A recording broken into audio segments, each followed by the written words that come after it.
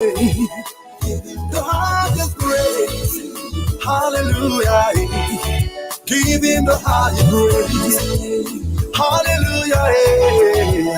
Give me the highest praise. In the morning when I wake up, in the night when I wake up, I will lift up my voice to heaven and give you the highest praise.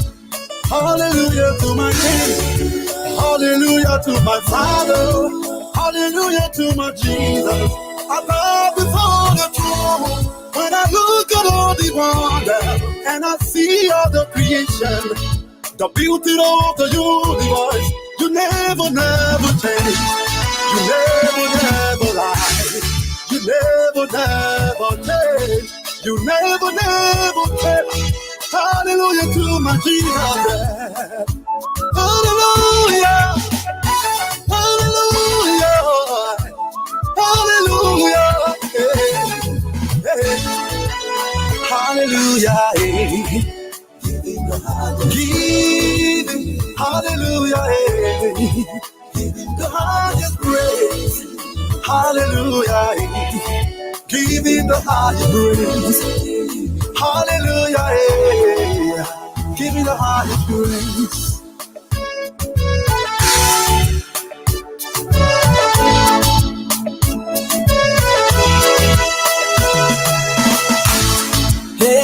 Come let's pray, Jehovah.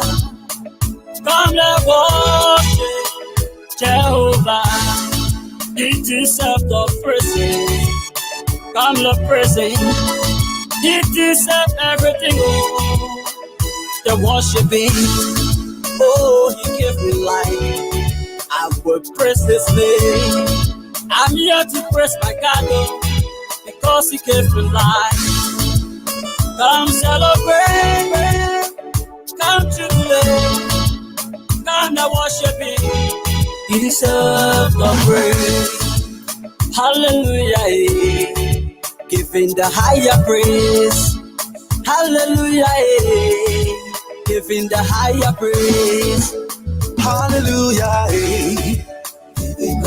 giving, hallelujah, the highest praise. Hallelujah. Giving the highest praise. Yeah. Hallelujah. Giving the highest praise. Ooh, hallelujah. Oh, yeah, yeah. Hallelujah. Hallelujah. Hallelujah. Hallelujah to my Jesus. The one who say graio.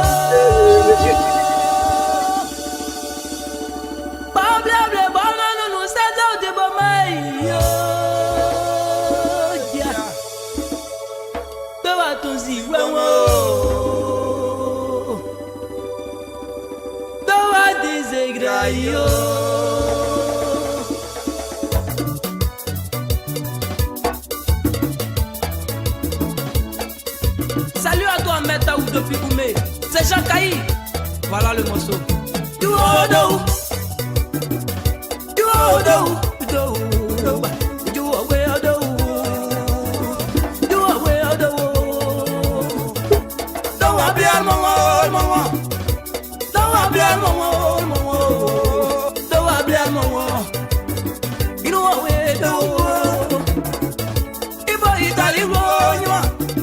Kwambo multiply your baby in your head and he again on that. Do away of the world.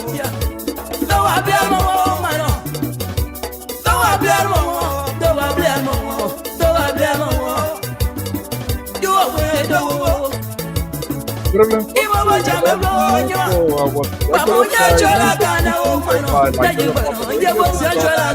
taking you to labor inside like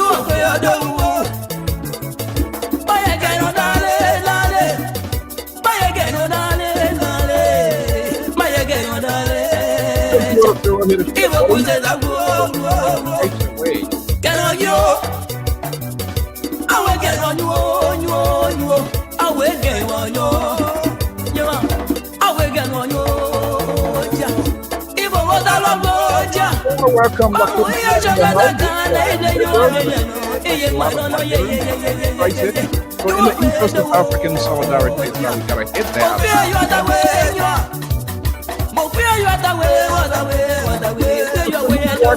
After where come the and of course I was connected to the welcome. Elijah to your lowest Jones and MSC. Stay tuned, we will be right here to get the ball.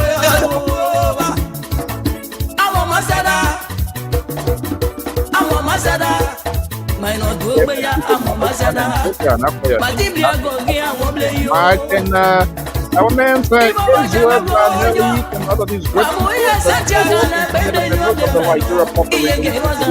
morning welcome. This is all things considered.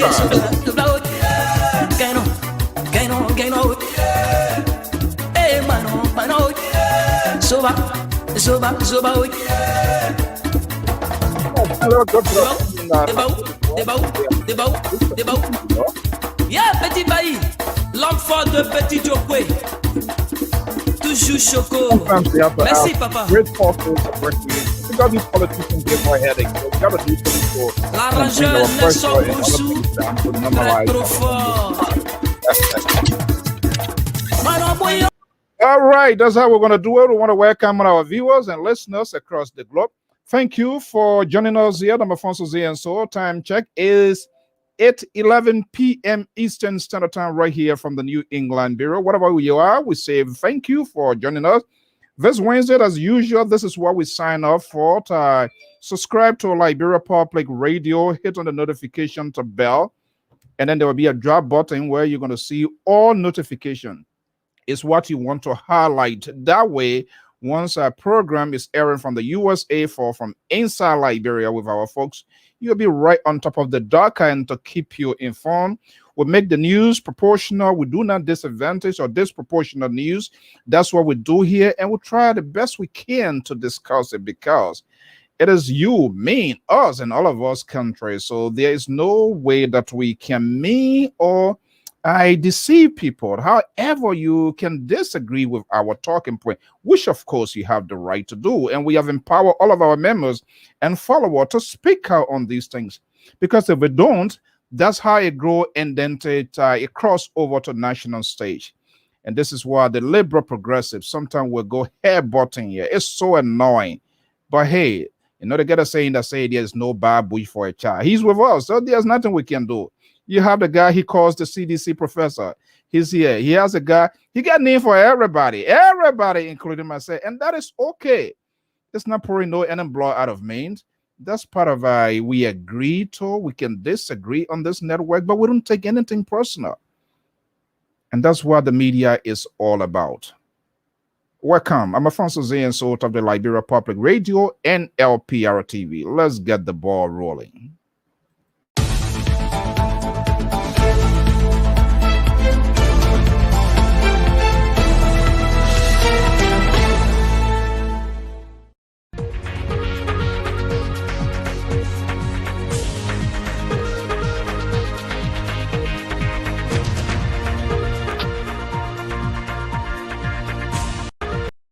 Okay, good evening. So welcome. Let me bring in our senior contributor, one of the committed persons to this network. He has signed up and not a day. Even when he said we got to give him a time off, but a passion that he has developed in his country and to talk, not to let go. It's amazing. And I believe it's done in an authentic fashion. From Atlanta, Georgia. You remember the place Donald Trump was making a phone call to compromise the elections with the Secretary of State? And the Secretary of State, Creole man, said he barrantai. He said, no way. We can't allow the trumpet to blow. Let me bring in Mr. Amos George. He's a senior contributor of the Liberia Public Radio and LPR TV. We want to welcome Mr. George. Good evening. Thank you. How you doing? Great. Okay. How is it on your end there, man? It's crazy, the heat here, but we still want to come to America. Sometimes it's hot. You can't even get a little breeze. Like in my little village, beyond Totan, sometimes where it's really had those big trees, forests, some natural breeze come, but it's not like that. Everything here is just like empty. You put your AC on, it's not even helping it. How is everything out there today? Well, we do have some rain in some area. Oh, you had a rain here in Georgia? Yeah, sporadic, some area, Some other area don't fall. That's nature. So that's it.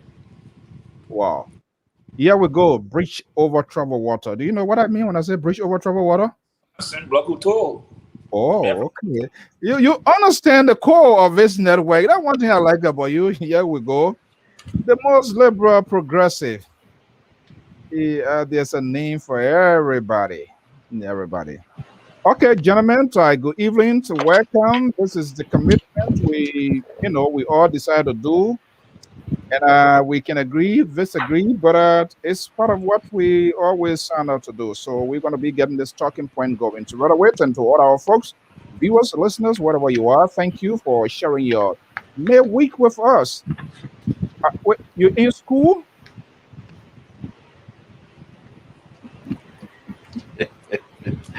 Mr. So, good evening, Mr. You taking May time or what?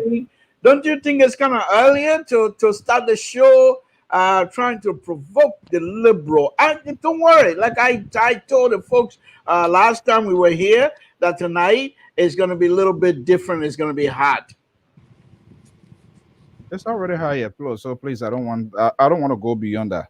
Okay, gentlemen, good evening. Let's get a program going. But you all know the tradition on this network. We're going to take a rendezvous on some of the news making headline in Liberia and other parts of the world.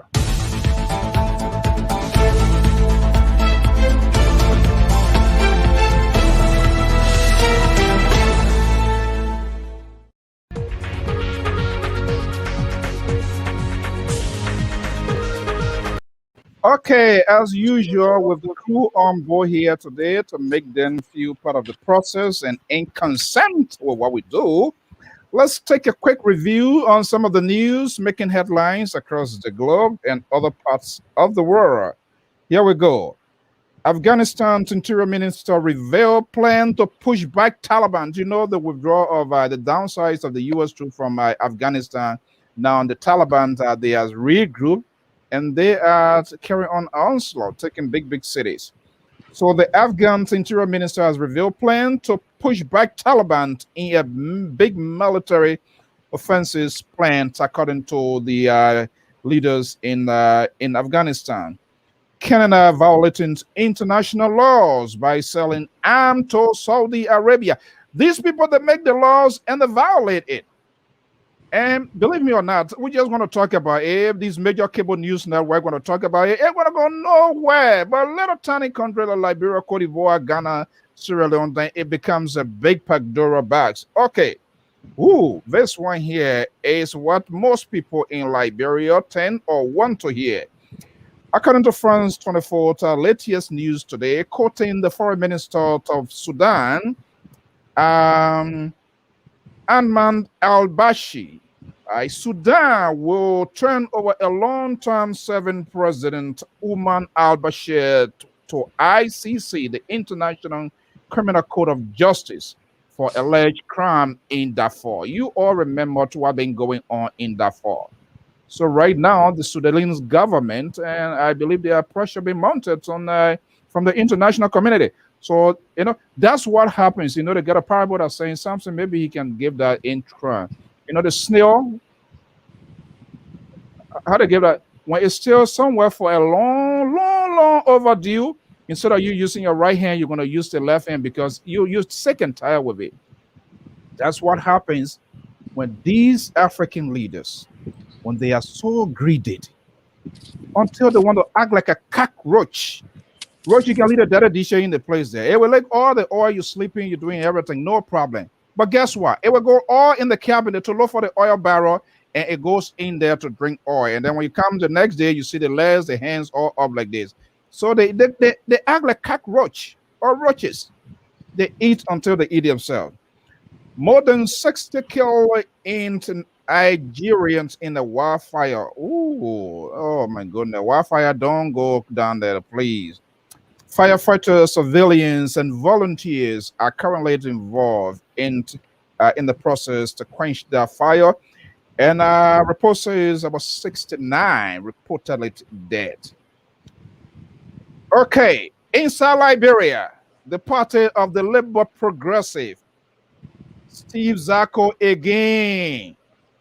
Steve Zako again, the former chairman of a major opposition party, speaking in court. And I think I'm going to hold Samson to accountable here this evening to give the interpretation. Because I placed a phone call to Steve Zako. He's not picking my call. My guest here, educated guest here, is Samson to telling him not to pick that call. Steve Zako warns of possible military sympathy. What the heck is he talking about? Possible military sympathy from the sub-regent over delay to certificate.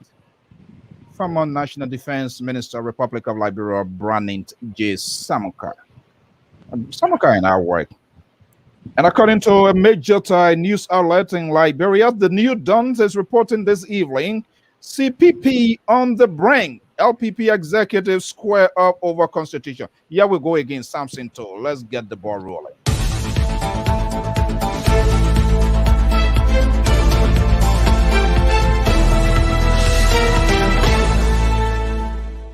Okay, well, let's welcome some of our plant on the top 10s of the Liberia Public Radio. Their commitment, support morally, financially, and by just taking up time, it's quite amazing. So let's welcome.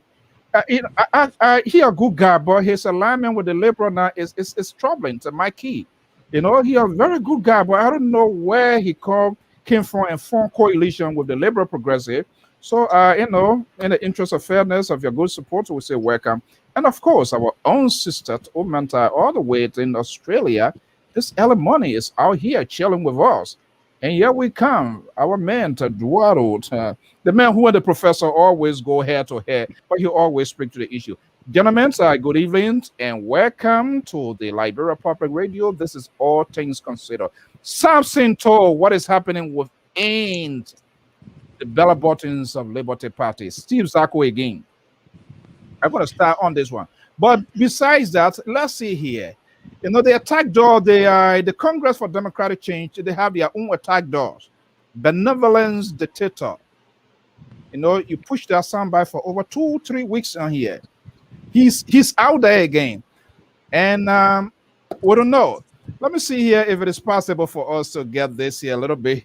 Take here courtesy of our sister network television in Liberia, also in the Vanguard, to bring news, information, and entertainment. Let's see here what this guy, that man for the too much a book. Let's see here. Of the Center for the Exchange of International Opinions, our guest moderators, Mr. Julia Chair of OPFM, Kano Local of our Freedom FM, members of the 4th Estate, our distinguished, cherished, and beloved members of the Center for the Exchange of International Opinions.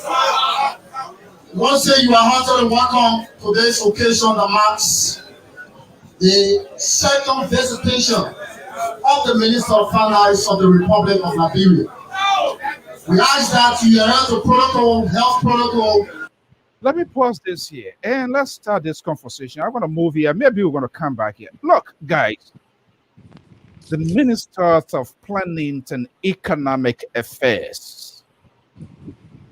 That's the guy who's supposed to be in the coup term in my own creation as a situation room, meeting world leaders, international donors to strategize, to make sure aids and financial aid come to Liberia, explain the policies of the economical, but they're all being baptized in the South Battalion. I don't know who is the leader.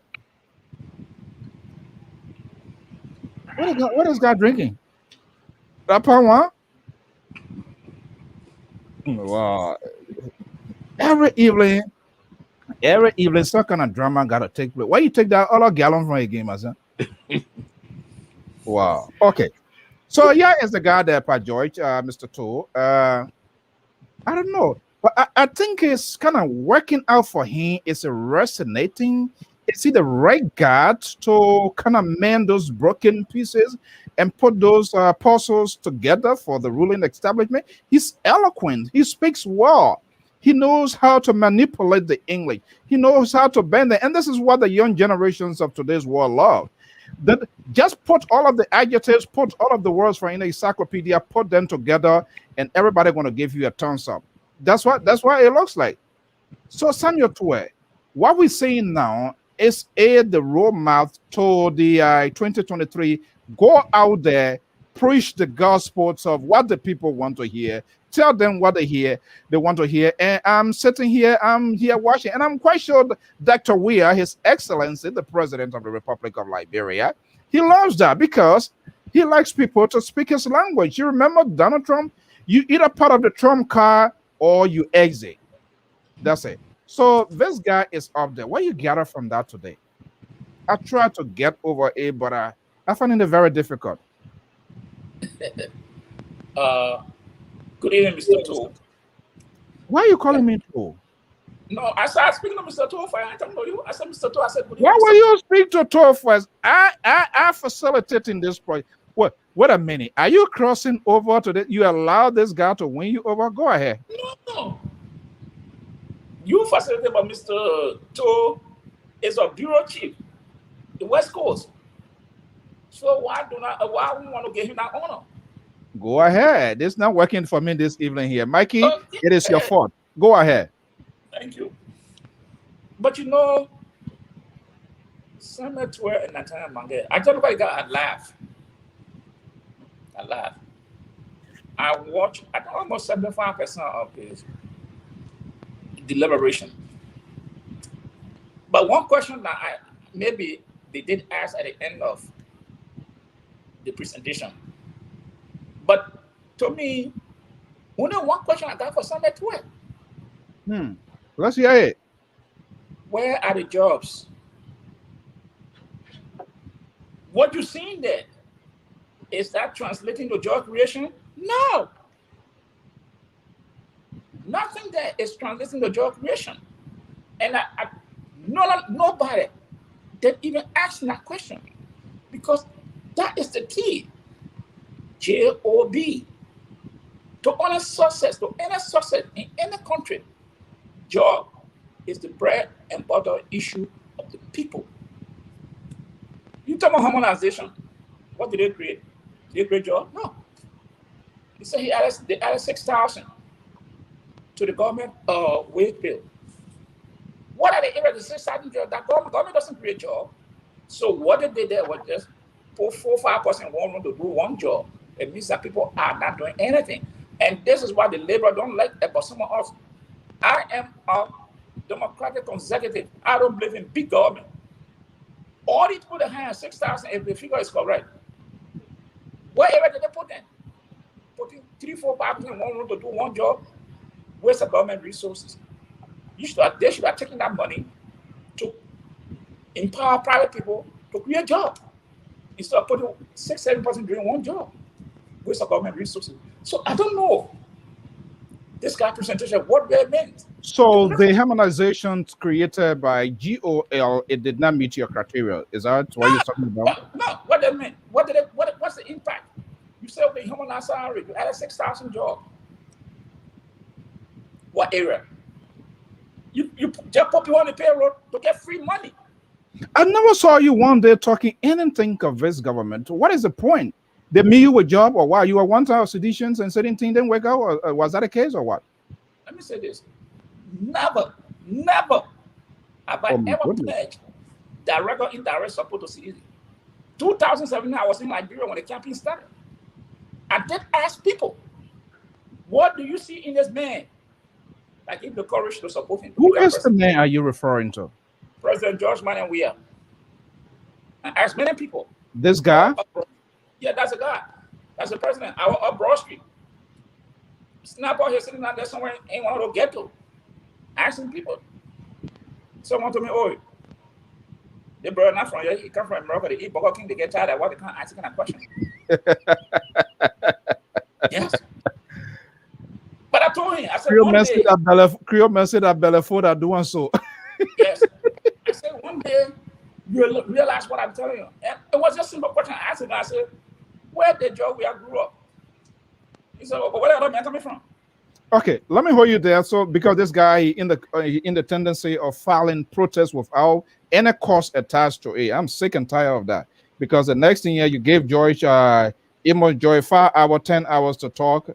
Yeah. You know, nothing for nothing. You want to talk for 15 hours, pay the money. Okay, let me bring in the liberal here. Liberal, I'm not sure whether you are a good friend to Minister Samuel Tue as well, but I honestly, from what I sense out to you, you kind of like you are enticed with his when he having this sort of thing here, the way he put himself, the way he talk, but the coherent aspect of his message and what he's authentic in his message, I think that's why you have problem here. Is there any problem with today's gathering? What he's trying to do? Is it going off the rail here or what?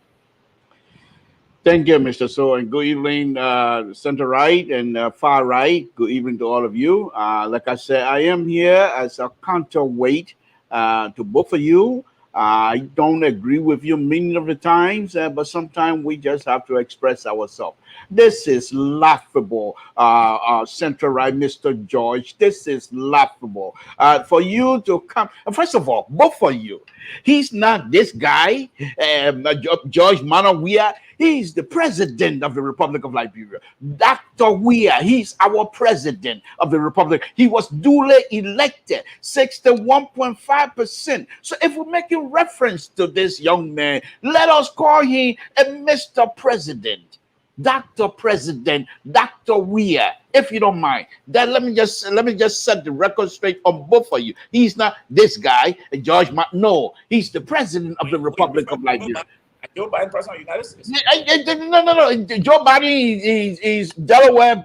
Joe Biden president, but this is our president. This is our president. The Republic of Liberia, only one republic. Now let me take you on center right. What Honorable Samuel Tue? You know I'm not a fan of Samuel Tue. If I was in charge, I would have had Samuel Tue here on the platter a long time ago. However, today issue, and one thing I want you to notice also, since Samuel Tue got back to Liberia from the United States, his tone towards politics, his tone towards the governing process in Liberia have changed. Let me just put that one. Now, the second thing is this. Samuel Tue, my goodness, this guy should have two positions in Dr. Weah's government: finance minister and minister of information, if you don't mind. The mouthpiece of the Republic of Liberia, if you don't mind. This guy explain whether you like it or not. He's the good guy in explaining. Number one. Second thing, let's go to the meat of what Samuel Tue was saying today. And people are saying, where are the jobs? Samuel Tue told you the process of having private sector to create jobs was in the work, number one. Secondly, Samuel Tue explained to you about wage bill. And that's exactly what I've been saying. That's exactly what he said. Which one of you will be running for office, telling people I would want to lead?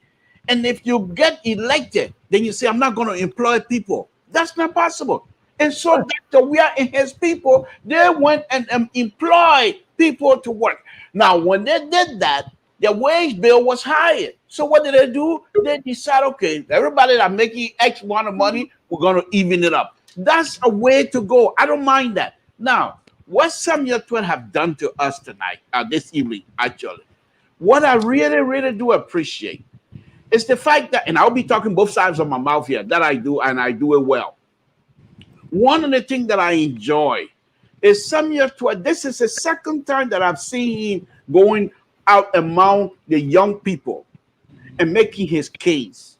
Today, for over an hour, he stood and explained himself what the ministry was supposed to be doing and what the ministry. Now, most of the time he was condescending to the questionnaires and even to the public. But that doesn't, for me, that's okay because I know who he is. However, he was able to explain in detail some of the economic terms that some of us have an issue with. So Samuel Tue did a wonderful job today.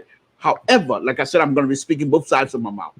The Samuel Tue, the Kafon, the Amar Khan, all of these young people that were given opportunity to lead in Liberia, and yet they sit there and allow the young people of Liberia not to be engaged. While Samuel Tue was on the platform, pretty much lecturing intellectually, you got people, young people in the background thinking that have no interest of what he was talking about.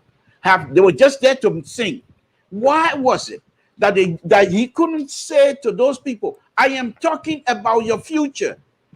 Another thing I want you to and these people will, if they have the soul within themselves, the Amar Kone, the Kavon, the Samuel, all of the McGill, all of these young people that have the opportunity to lead, they should have been involved with young people. Look what the president of Rwanda is doing. There's a video out there, and I will make that on my show next time. There's a young man who graduated high school in Rwanda and went on to get his college degree from the American War College, which is West Point, I believe.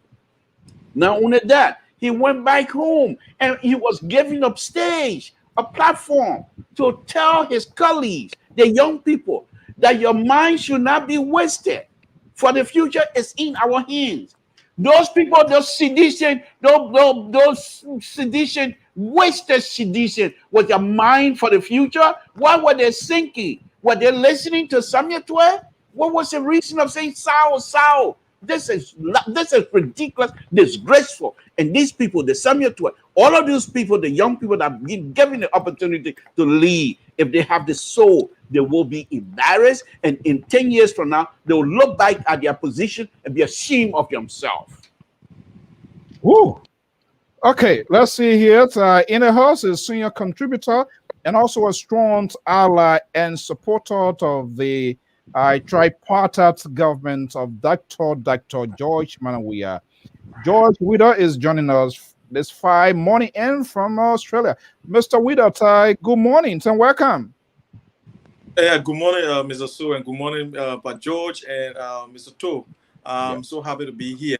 So I'm just waiting. I will soon be on a flight in 5 or 10 minutes, but I'm happy to be here to contribute my little bit of piece to this discussion. Okay, go for it. The Liberal started on good. He started peddling good, but you always know nobody knows how he always land his flight. It can be rough as there's a tsunami is taking place. He said everything he distributes all, which is good, but he came back to say it. Samuel 12 and do this and who know? What you make of that? What happens today? Was that a good strategy? Look, I think Samuel 12 had never been explosive like he was this morning at my end.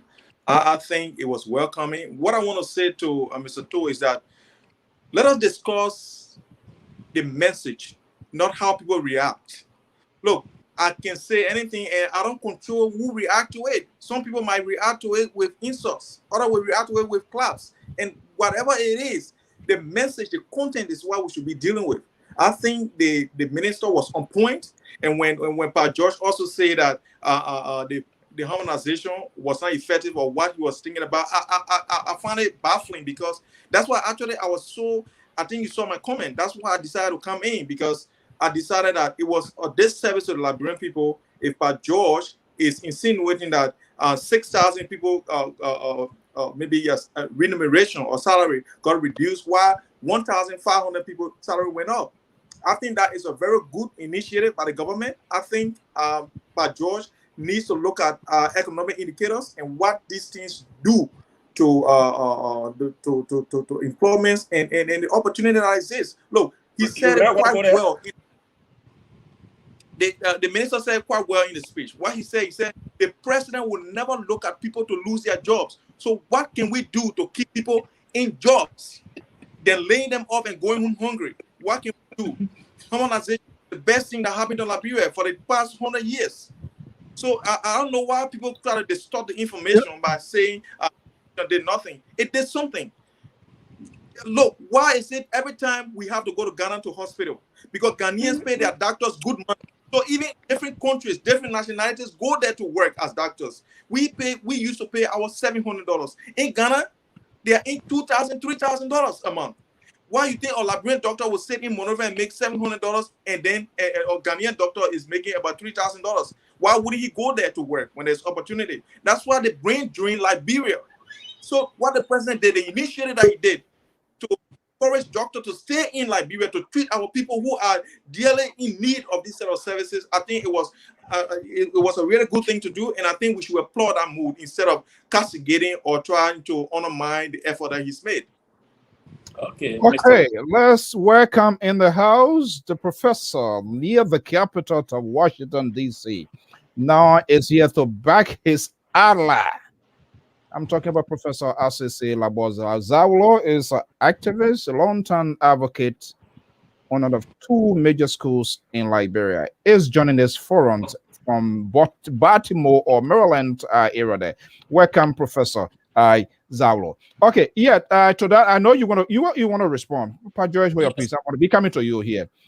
And I think this issue of increasing the size of government. There's no question about that. Even the opposition today, if they were to take state power, all these bunch of people they have behind them chanting like people from Taiwan, they were incorporated. They are not working. They are not doing it for nothing. At the end of the day, somebody wants to get somewhere. It's period. The only thing here probably is out there, and I've not seen it. And I hope to talk to maybe the minister himself or people that are really tied close with the figure, what the harmonization has brought, what I cut down, so what I brought some great dividend, and those sort of questions here. But welcome, Professor. I just said yes, because Mr. George there, look like he's about to go in flight. So, Mr. George. Yes, sir. Let me bring you in here. I know you listen to Widow, and Widow went at you. What's your day? What are you there for with? Hi, Professor Azala. Let me say this, and I will repeat what I said. What all the minister did explain today, had that translated into jobs in Liberia? Zero. Nothing. Zero? No job. No job in the private sector. 4 years now. They said in the first year, 2 years, they're going to have 600,000.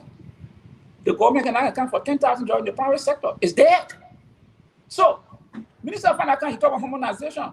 Let me get the Widow, fine. But don't you know, you talk about economy, you don't know the harmonization have reduced the spending, the economic power in Liberia? Now, here's the thing. Government, what I believe in, civil servant, perfect, they should stay. Deputy minister, this and that, and the government can do, they have the right to replace all the people, appointed position. The minister said they added 6,000 jobs, according to him. But I believe him more than that. He said 6,000 jobs they added on government payroll.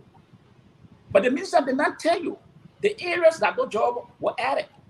Today, you go to government office, you got 3-4% that doing one job. That is complete waste of government revenue. You cannot improve a country like that. Mr. Widow, if that's how you run your business, then of course, I don't want to be around you. You got 4-5% doing one job. That's waste of government resources. Why not direct that money to empower people in the private sector to create jobs, to hire those people, train those people? But because you want to certify everybody, so you take those people and just bunch them up in government offices, not doing anything. Maybe I don't know when last you were in Liberia to go and see government offices and see how many people there doing one job. Some people had to go to work. They go to work, had to leave. Is that helping the country? Or because you want to please your supporters and destroying the country? So Mr. Widow, you can go on with that theory. The minister talk about accountability. Did he mention about him declaring his answer when he got in the government? No. He talked about conspiracy theory that when people go to government, they go to steal. How do you avoid that? By declaring your answer the day your confirmation of the first thing offer, telling the public what you have. So tomorrow when they see you again, say, oh, he took government money, he took government money. You fail to do that. Then you're speaking about accountability. Come on, man. Then you say people accusing people. It is a perception from sense to time. We know in America that when someone's running for public office, they will declare the answer, they will tell the people what they have. President said, immediately. Ministers come from it, they will tell people what they have, the business they're dealing with. So people can know. So they don't have conflict of interest. You don't just go and accuse someone falsely. He spoke about, but Are they putting into practice? This is the question. Most of the things he spoke about is in the future that they plan to do. But to conclude, I will just say this. I wanted to hear the minister talking about job. Because we don't know, you can talk all these things. Pretty good. To you, good policy. Okay, I get all to you. But what is the job? What is it? The training that will change someone's life. Okay. This is the question I continue to ask people. And don't get me answer. You come I'm talking about it's fine. But okay, so your answer is okay, Mr. George. Your answer is on the way. Professor going to give you the answer. But before I do that, let me just set the stage here. I think your interest or what I try to sense out here, maybe you watched Joe Biden today was giving new jobs before, and he begins to catalog where the jobs coming from, where is it going, where the economy is making progress. You're not getting it, and those are your apprehensions, those are your concerns, and those are legitimate concerns. But let's see here, what are we? Let's see whether we can square it out here in a proportional fashion. Let me bring in Professor Asese Labozawo. Professor, you listen to this guy, long laundry list from Atlanta, Georgia, almost hitting you here, but thank God the flight already to landed safely here. Do you buy into his argument? Well, let me say good evening to everyone. First of all, let me say this. Look, I would not suggest here to you that the state of the Liberian economy is good. The state of the Liberian economy is concerning. But then I would speak about why is it so first before I will answer to Mr. George's comments. Look, first of all, prior to the ascendancy of the government of Dr. Weah, there was UNMIL forces and United Nations operations in Liberia that saw approximately $700 million enter Liberia annually. That was gone as President Weah, Dr. Weah took power. That was gone. That has gravely affected our economy. Now, in terms of the harmonization, the harmonization did create jobs within government. It created some jobs within government. There were tons of people. Is the government institution to create jobs? Well, hold on 1 second. Yes, let him finish his point, then we'll come. They did create some jobs in government in terms of within the public sector. They created some public sector jobs. How did they create some public sector jobs? There were some people who were on the payroll for 6 years as volunteers. The harmonization was able to turn those people into full-time employees. All right. The harmonization provided it increased the spending power of some of the most marginalized public servants, the teachers, the soldiers, people working in the security sectors and other areas. It kind of increased the spending power. So it raised some people's salary from $40 to a more livable wage. So the harmonization did achieve some things. But again, on the other hand, I would agree with Mr. George that Liberia, and not just this government, we have to find a way to create more private sector jobs. And in as much as I appreciate and love this government has not done a sufficiently good job to grow the private sector. And I think that's an area of concern. But the harmonization did work. They're not doing a good job. Let me expand on that. Let me expand on that. What is missing, Professor? What is lacking? Where should their emphasis? Let's pretend Samuel Toure and some of your bodies are listening right now. Where should their emphasis be in order for the private sector? And I agree with you, because when the private sector is healthy, believe me or not, there's too much of screaming we'll be doing here. We'll do less screaming. So why are they not focusing on that? What is that? I don't know why they're not focusing on that. But if you listen to my interview that I had with the DVC one day, just about a few days after the CDC won the elections, I laid out things that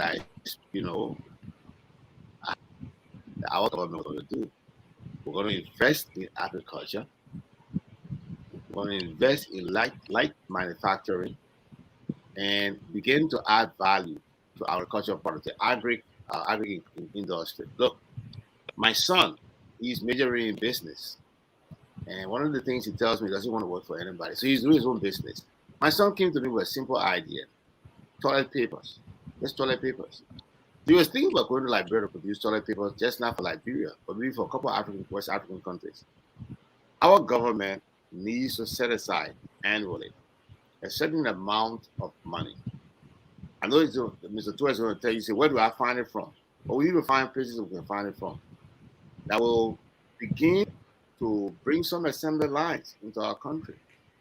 That will be able to, provide jobs in the industries. Like, for example, like I was speaking about, making toilet papers. We don't need to be bringing all the papers we use in our country from Thailand and Bangladesh and the rest of those places. We don't need to be bringing the pencils our students use in schools from outside. We should be able to produce them locally. There are so many things in terms of light industry our government has not been doing. We talk about agriculture. I think there's not been a lot of investment in agriculture, or the investment in agriculture has not gone the way it should go.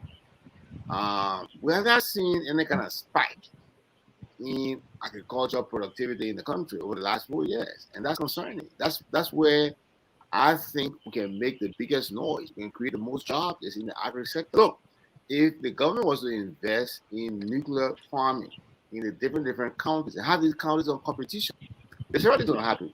We start to produce mass agricultural products. We start to produce it all across the country. The people in this agri industries, they will be making money. They will need goods and services. They will need schools to put their children into. They will need hospitals and clinics, right? They will need to buy clothes for their kids. What you're going to see, the tailors are going to be making money. The teachers are going to be making more money. Different sectors of the economy, different structures of our economy, you see them begin to grow. And so I will encourage Minister Tua to seriously consider investing more into agriculture and, reaching up to China to see how we can get assistance to set up at least one assembly plant, one manufacturing company in each of our 15 political subdivisions. It has not a lot of money to do. $500,000 invested in each county could create at least 1,000 jobs for each of those counties. So we created 1,000 jobs in each county. We're talking about what? How many jobs we're talking about? 15,000 jobs? That's significant. And I think that's what our government needs to be thinking about. But the issue of jobs is a serious thing. Yeah, so basically here, what I try to gather here is like, you remember the date of Samuel Doe, the Green Revolution, where the countries you feed yourself. Because part of that, we have massive and good food production. It reminds me when my dad died, 4 or 5 years ago. You see, our people are not even making fun.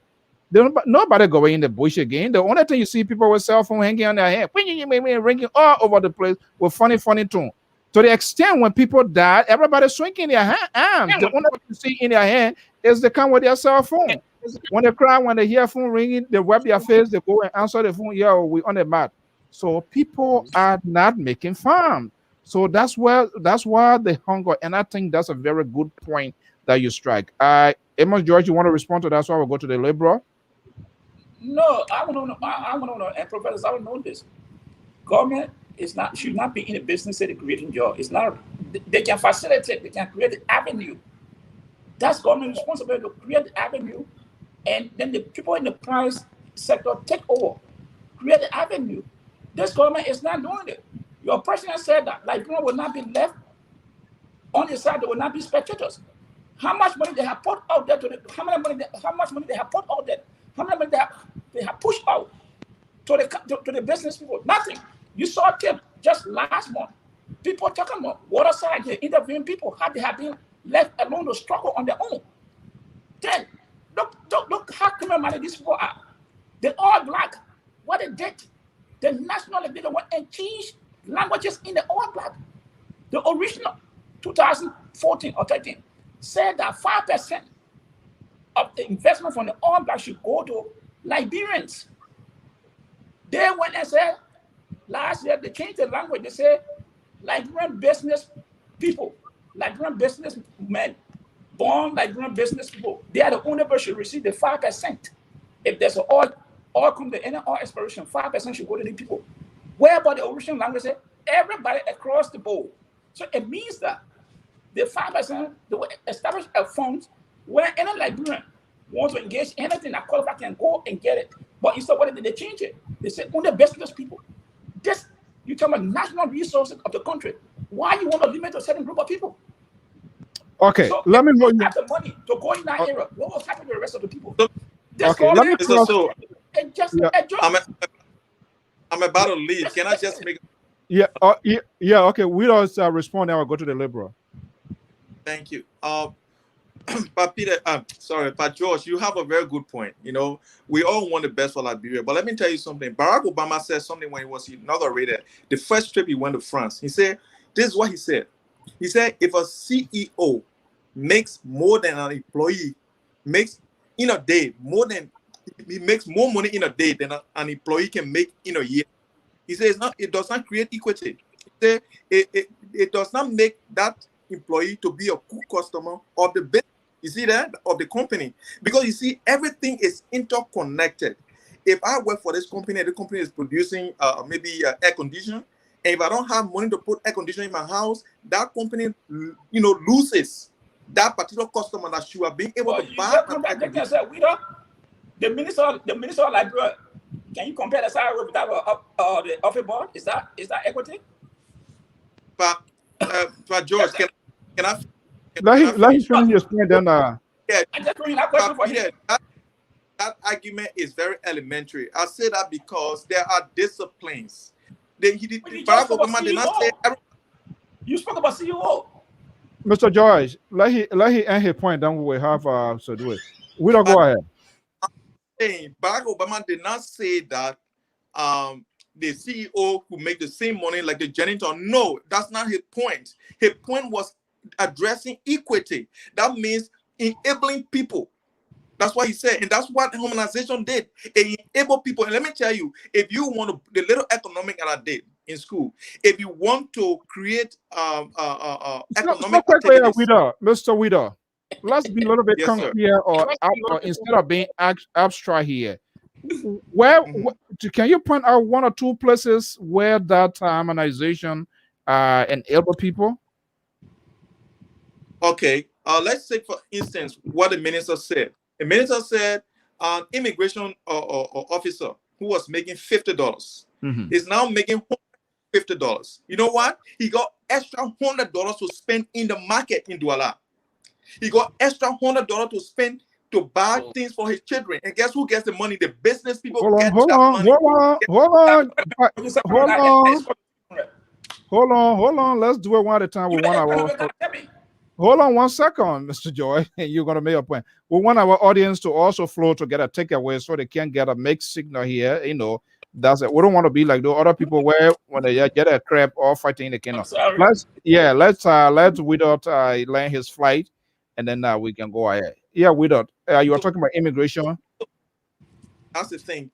To create an economic environment in which the country maybe interest rate on any other thing that to stimulate the economy, you invest in the poor people. Let me tell you, poor people spend money more than rich people. That's why even in America, the construction jobs, they are not for rich people. That's why the government, to stimulate the economy, they invest in construction. When you see they building new airport, why they don't need that airport, but they are building it, is because they want to stimulate the economy. Because when the poor people get money, they spend it. Rich people get money, they keep it. That's why they become rich, because they accumulate money. So you invest in people in the working class, so as to stimulate the economy. So what the harmonization did was to give money to the poor people or those who made less. And guess what? If you had never had money and you start to get it, you spend it. You don't keep it.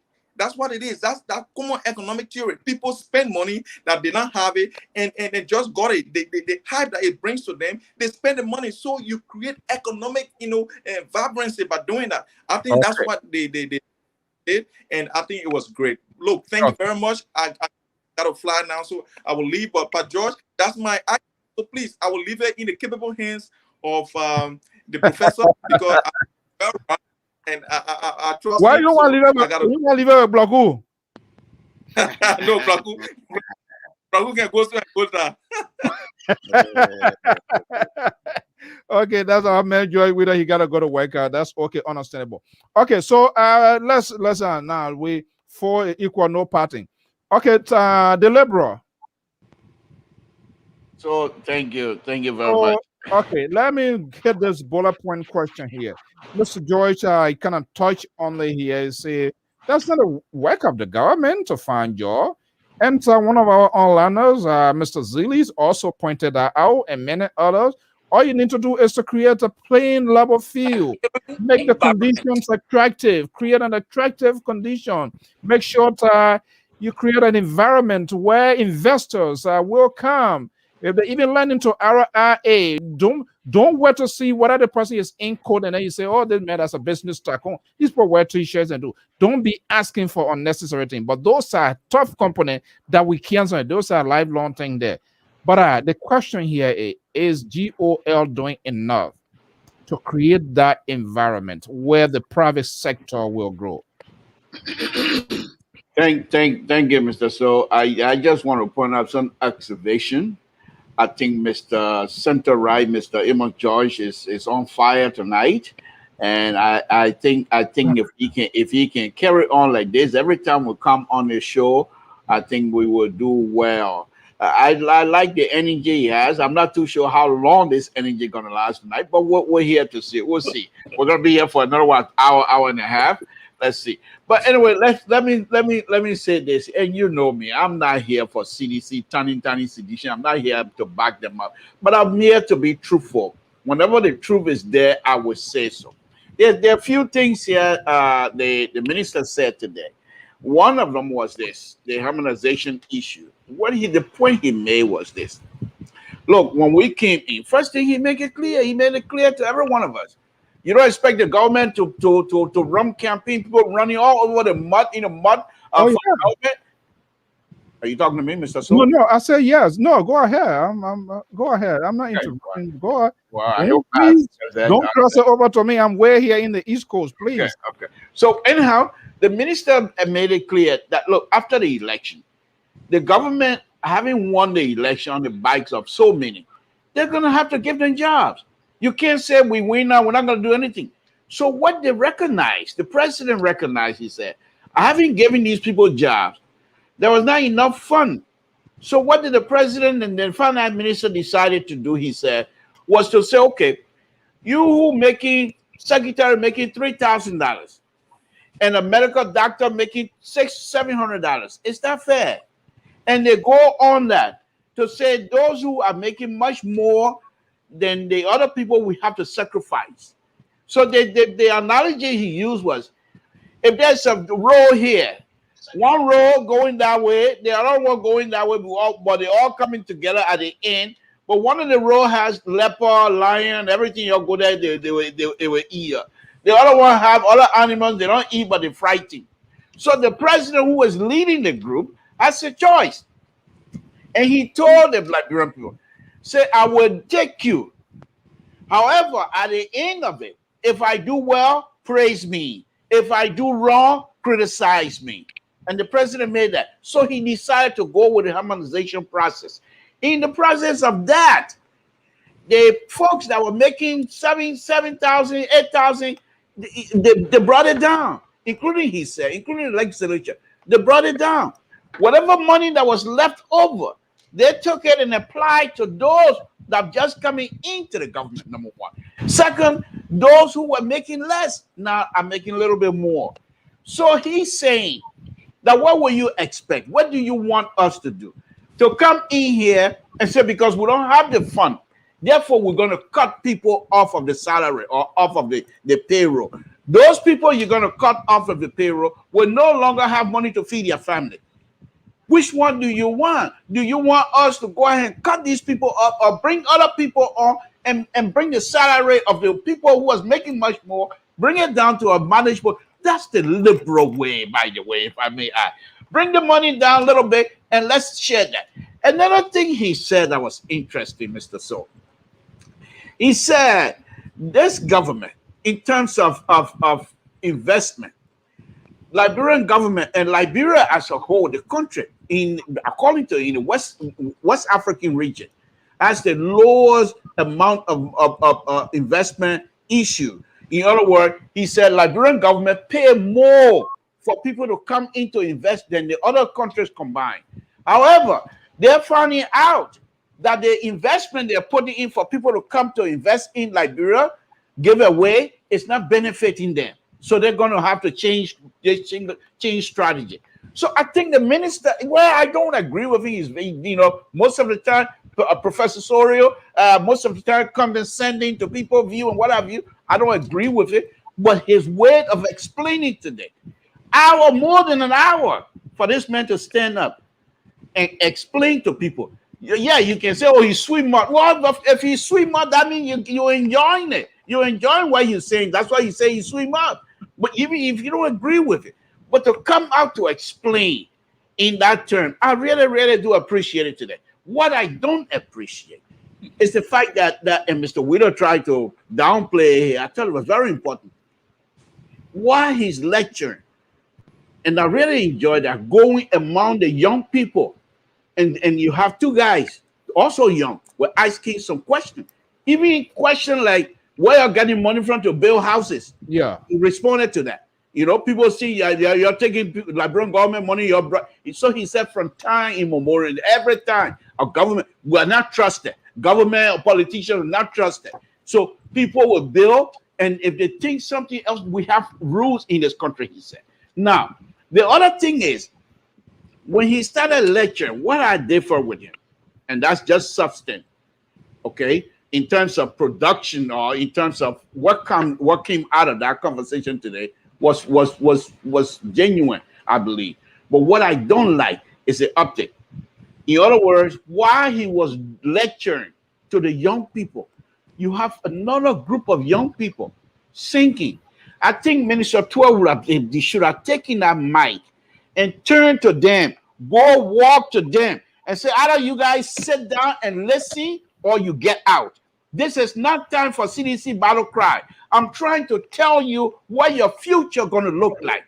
I am here working and trying to explain to you what your future going to look like. Because he was talking about even the inflation and everything else. Well, I don't know much about inflation. I know that's it. I don't know much. But from explaining today, you could tell that Minister Tua was not just talking to the economy, the smart people in the room, but he was talking to people, the laymen, that will be able to understand exactly what he's saying.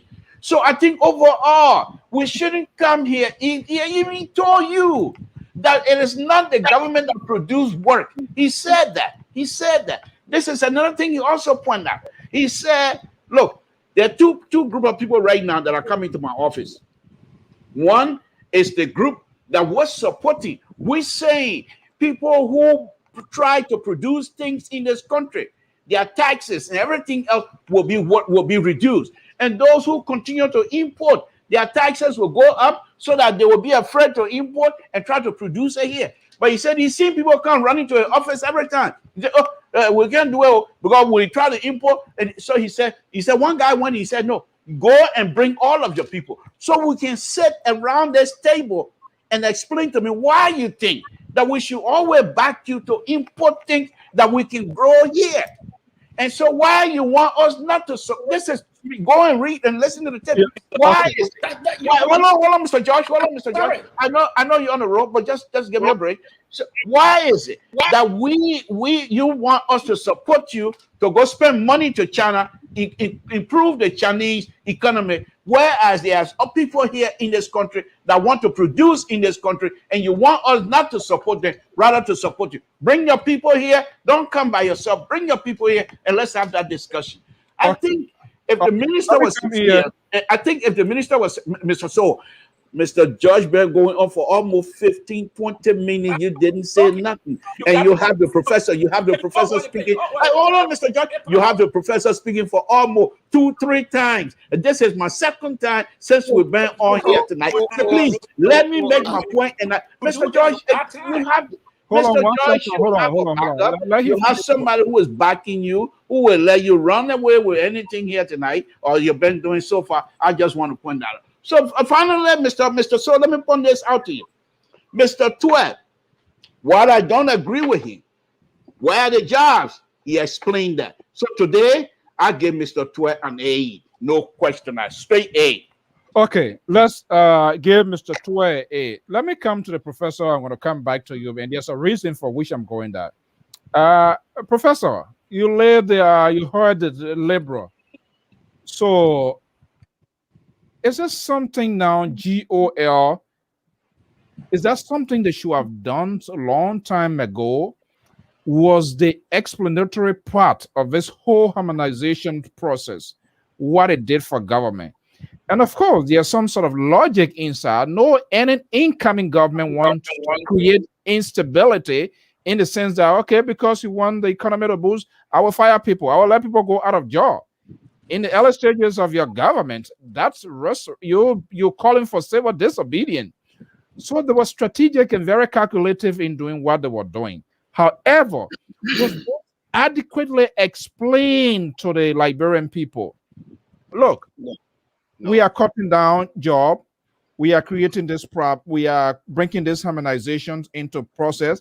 And maybe after the harmonization is set, they came back to us to tell us the dividends it brought, how many jobs were created, how many family foods were put on the table. Was that explanation? Was that kind of conversation, dialogue? Probably after that process, what he did today, maybe it would be a good thing to create that sort of conversation. Did that happen? No. Enough, or if it happened, was it enough? It didn't happen, and so if we talk about enough, one of the things I recall in the 1986, I think 86 to 89, when Mikhail Gorbachev initiated the reforms in the then USSR, there were two words that were associated with it: perestroika, which meant restructuring, and glasnost, which means openness. When you are engaging in this kind of major shake-up of the public sector, you must be open and transparent about what you do. The communication piece is an extremely important component of it. I was just in a conversation today with a media person, and we were just reminiscing over how, for example, the governor of Liberia, Honor Samuel Doe, could pay for an op-ed piece in the New York Times, the Washington Post, Africa Now, West African magazine. The government of Liberia were able to write in those magazines, in those places that people get a space in them. And they were talking about how Charles Taylor came to Monrovia.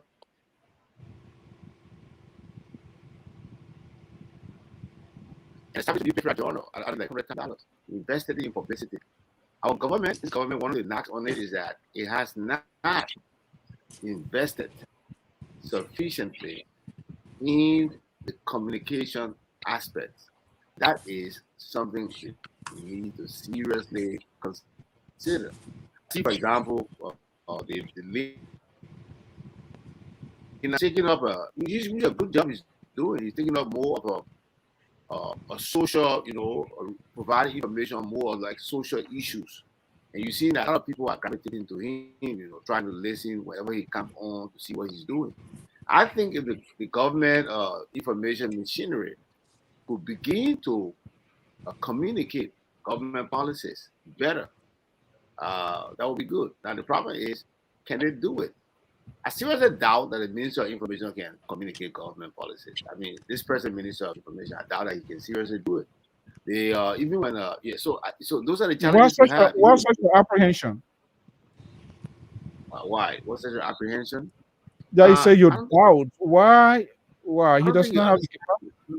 No, he's a smart guy, but I don't think that's it. I don't think the job is kind of. I don't think he's suited for the job. It's not something that I don't think that he can do. It has nothing to do with him being a bad person. Like I heard about disagreement between him and Eugene Fangon, in which he said he's a professional. He's not a politician. The Minister of Information job, not for just a professional. You need a professional skills to be able to provide to be able to communicate.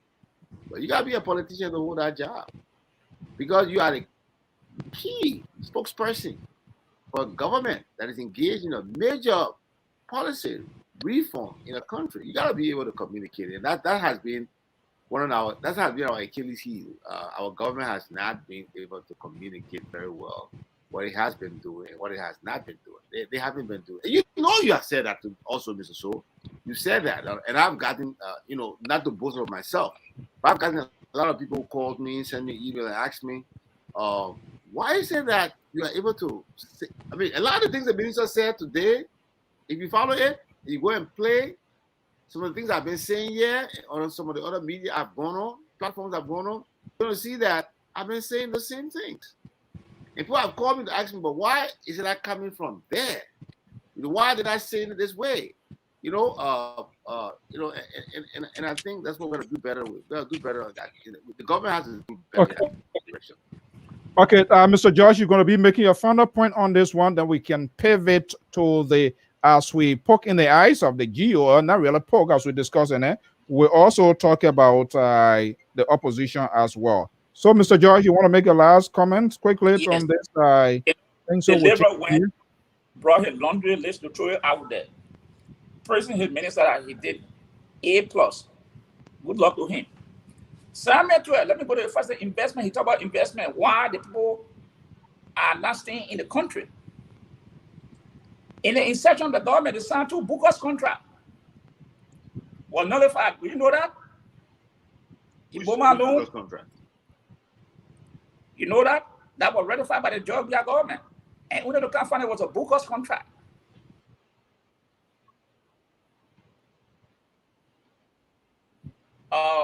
Iron ore, they have a gold mine. So what is there? Why those people are still in Ghana doing other investment? Why? 3-4 years now, they have not realized that he just coming to reality. Then he's not out there for his game. He went forward to say something about salary around West Africa. They're going to put a list up there. He got a team here put together to go around West Africa, the ECOWAS, to see how much people are making for every profession. What is that? Are you serious? Ghana Parliament, they make about 3,005 with 2 cars and a mate.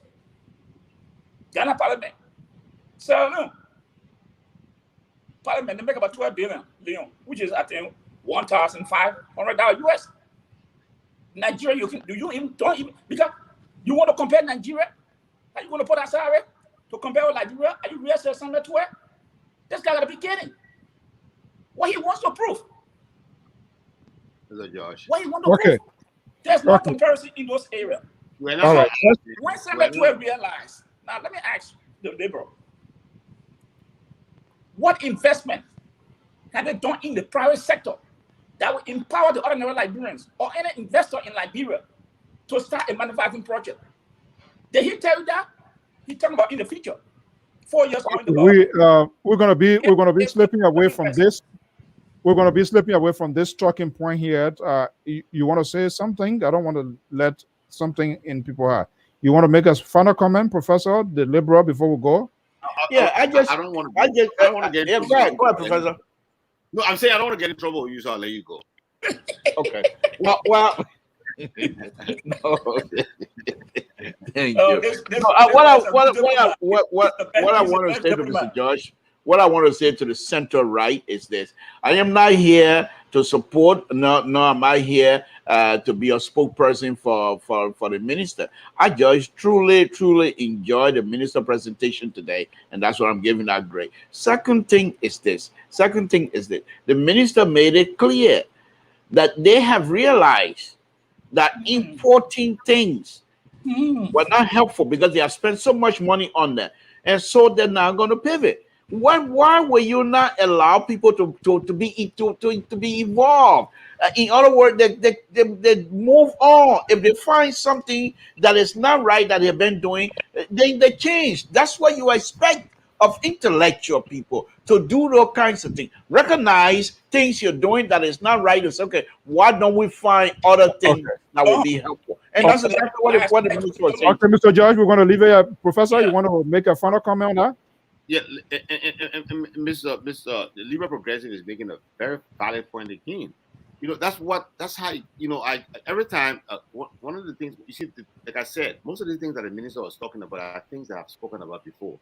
I had a situation wherein my staff in Calcutta wants me to order uniform from China.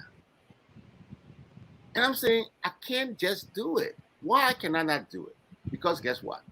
If I'm sewing a uniform in Calcutta, I'm empowering a local businessman.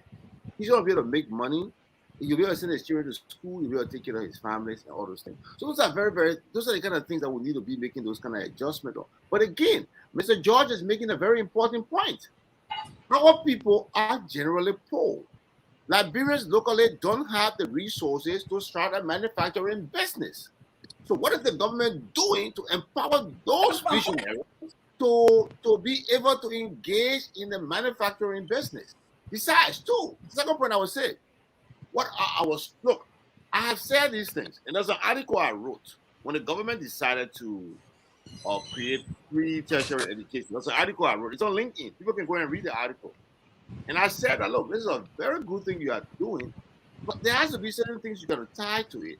So how is our educational system tied to our economic aspirations?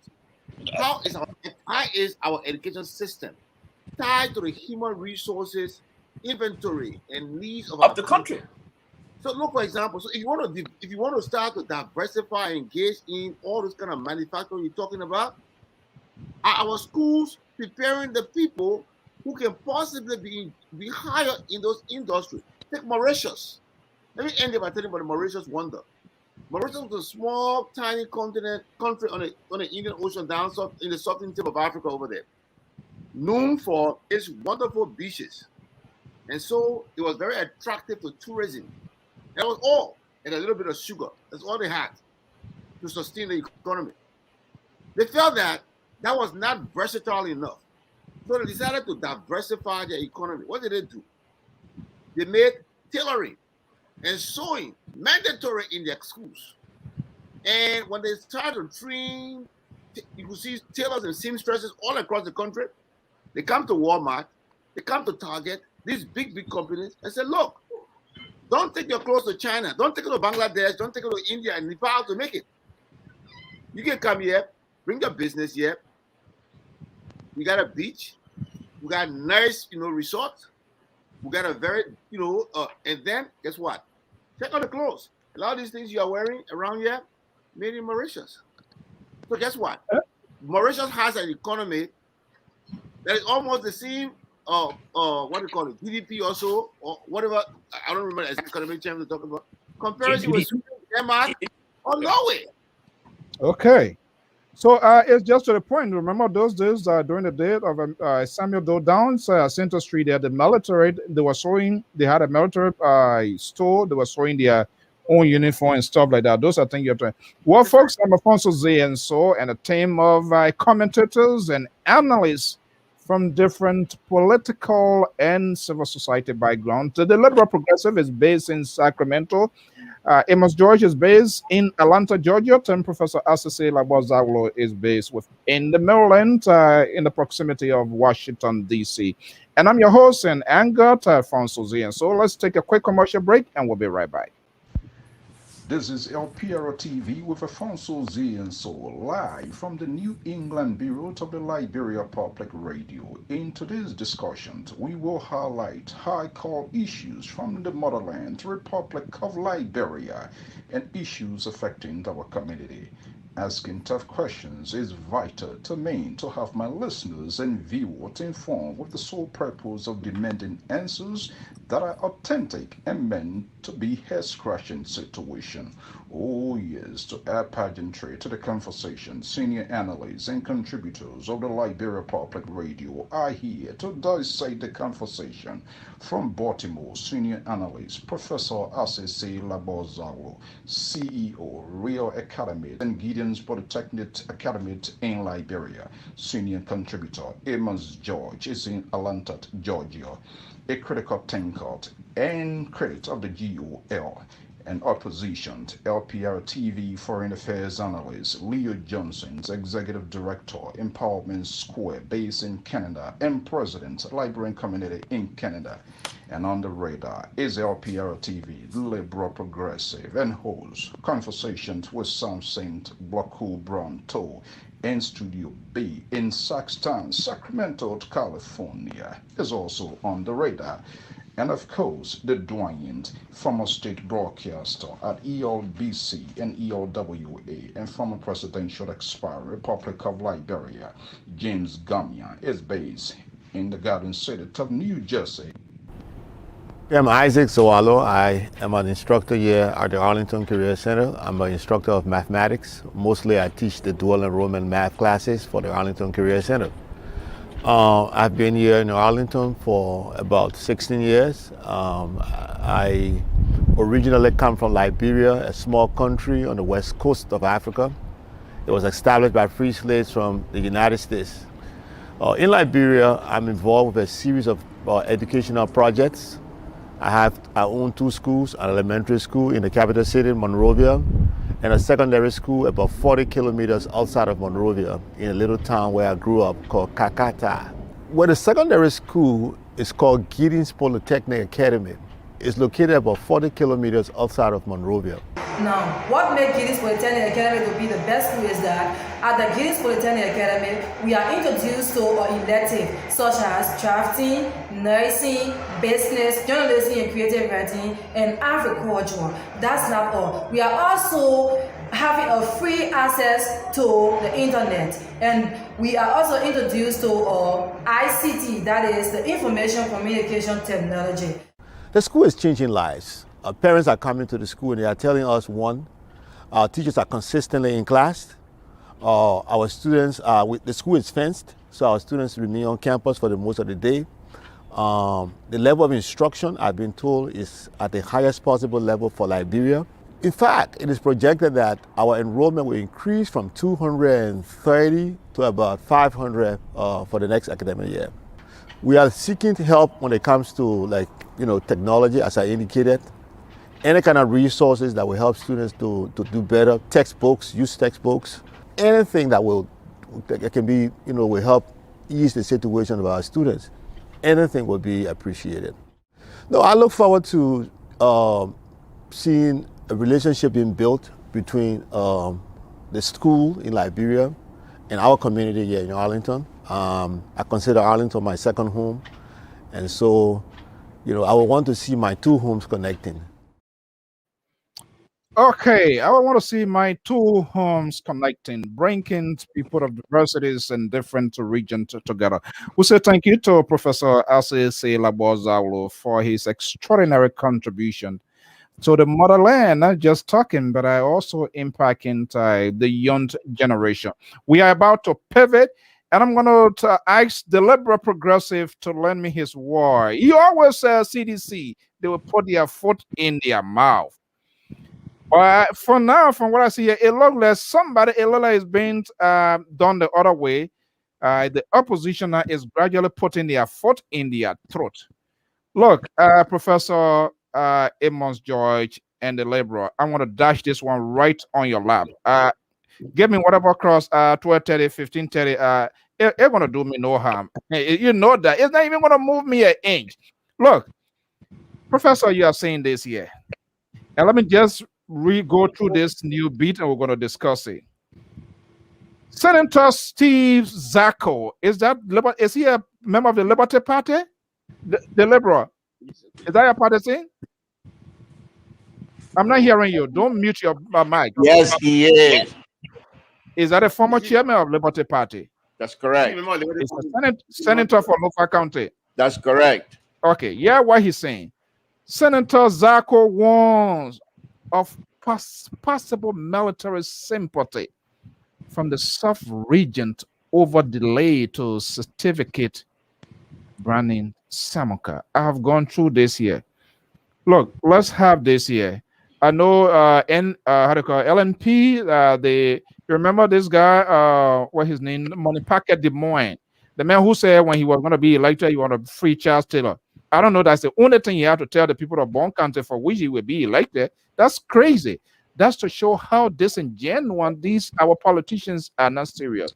So let me ask this question here. This is a sitting lawmaker. This is a sitting lawmaker. Endless protests. I'm not saying the protests people are having, they do not have a reason for having it. There are so many ways people can exercise their democratic right. But this is a senator is saying now, he's calling about possible to military. And I strongly believe, please validate this information to Liberal. This guy, he's security trained. He has an extensive security background. This guy is the one that created the drama on Capitol Hill when they brought Prince Johnson to be the head of the defense team. People are having, they do not have a reason. I don't know why I'm hearing you. Are you messing with me, Samson? This is how he behave. When I start to talk, then he say, do they? Because what I'm saying now, Professor, it's not a good test to him. So he on purpose now manipulating, trying to be like a Russian to enter my device now, so the whole thing could go there and go shadow on me. But please, I have my cyber team here too. We caught you on that one. Thank you, Victoria. Okay. Now, here is the guy talking, a certain lawmaker that is saying possible military sympathy. What is the context? What is the connotations of this? What is he saying? In a country at this time when too many is unfolding, what is coming from in the closets of the Liberty Party or the opposition to express here? Who is giving support? What prompted this here? I actually placed a call, but I think I was told that something told him he shouldn't pick up my phone call. So let me start with you, Liberal. Have you had an opportunity to go through this rare meat kitchen sink, soundbite, attention seeking from Steve Zacko, the guy who gave way to Prince Johnson, and we had this all drama, and then people got to come in and Prince Johnson got to back up. What is he saying? What he's trying to project? Sympathy of what? Possible military? Well, Mr. So, I don't know exactly the intent, but I can tell, and that's not how you were talking here. That's not how you were talking here. I want you to speak out to the people here. You don't know the intent.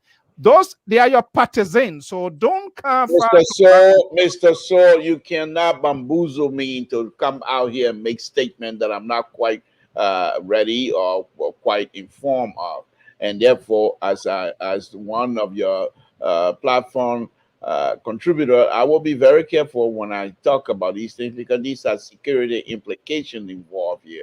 So I will have to be very careful. Now, having said that, I think what the senator is saying, just from reading from the senator, from the article, just from reading, I sympathize with the senator. I think he's not only speaking to Liberians, but that he is frustrated. The fact that he's the only senator from Lofa County within the last 9 months, he's frustrated because his people are claiming on him to do something. And the fact here is the Lofa boys, and I would say boys in a very respectable way now. The Lofa boys from that are part of the CDC hierarchy, they are letting the things slipping out of their hand. And the Lofa people, they are not people to play around. These people are first of all, as far as I'm concerned, in terms of intellectual, in terms of education, Lofa for me, I have Kebma, then Lofa. Because when I was growing up in Monrovia, most of the people from the barracks, when I was living in the barracks, that were going to LU, most of the young people that we all used to run around, they were from Lofa. Their mom sells in Baker Market, and they go to LU. So I know that these people, education, they don't play with it. Now, what the senator is saying, the fact that he's from Liberty Party has nothing to do with what I'm saying here. What the senator is saying is first of all, he also knows that Samuka has been in the security business for 12 years, defense minister, and that he has friends. And for people to treat you the way he's been treated, that is unfair. The second thing, the most important thing, Warrant, let me hold you right there. We are having a conversation. but let me land. Yeah, but I just want to make sure to get here. So there's a dialogue, it's a conversation. You know that, yeah, you know it better. We're not roller skating here. Does that warrant military sympathy, military intervention, military taking over? Is that a justification you are providing here? No, I'm not justifying anything. Those language do not belong into Liberian political conversation at this stage. However, having said that, that's the way the senator want to describe the situation. His description is up to him. I would not have gone that far. Now, the interesting thing here is this. Just like sedition have young people in Monrovia, Sao, they have young people in Lofa County as well. And these people, you see, this is something you have to understand, Mr. So. Lofa County used to be the bread butter or bread basket of Liberia. So these people, they're very intelligent. They're independent mind. These are people that used to feed us as Liberians years ago. Now, because of some sort of a technicality, I will call it, Mr. So. Hey, forget about the Supreme Court. All of these people are just a bunch of, well, I'll be careful here. These are respectable people that are running the court. You seem to be struggling with this one. You have to find your let me land. But to come out and make these kinds of ruling against this man is ridiculous. This man did not take the money to use it for himself. We all know that. Well, he must have done something against the law. Yes, I agree. And he has to pay for it. I agree. But now to punish the people of Lofa County, why can't you, the government, come out with ideas? Okay, go, you want the Senate seat, go serve, but pay the money back. And even come out to say we're going to garnish here in the United States. If you owe IRS, you can owe 10,000, 20,000, 50,000. They will not throw you in jail right away. They will garnish your wages. Why can't we do that here? And let the people of Lofa County having one senator serving. And so I think the frustration level for the senator just went overboard, Mr. Saul.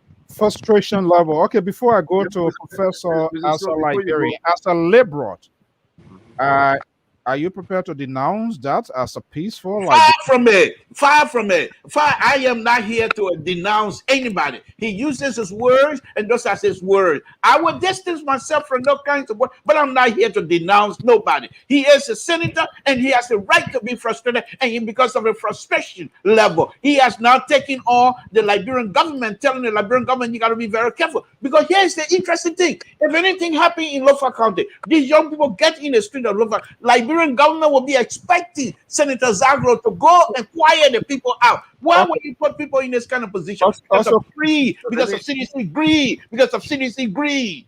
Okay, quickly here. Do you think a statement or a comment warrants the plenary for he to provide further explanation? Well, whatever the Senate want to ask him to. Why are you not answering my question? Well, I'm asking if the Senate find it necessary to ask him to give more clarification. That's up to the Senate. I'm not here to talk about a bunch of thieves stealing people $30,000 and say they. No, I'm not here to talk for them. Okay, you're not answering my question because you are funny. You are finding your tone you finding yourself very difficult when it came to this one, and that's quite understandable. That's the sort of politics we have in Liberia. Let me go to a professor. Professor. Yeah, I wanted to ask the Liberal Progressive. Go ahead, asking. Let him drink a palm wine. You can stay asking. The Sambuca thing, was it a felony or misdemeanor? What was it? Was it anything like that? Well, according to the quasi, the whatever, it's a felony.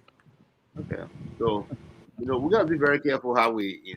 No. But let me clarify something. It's a felony according to the rule, but the ICE came to pay the money.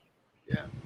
So I'm saying, if this government is serious for peace sake, let them man go to the Senate, and the government can make arrangement.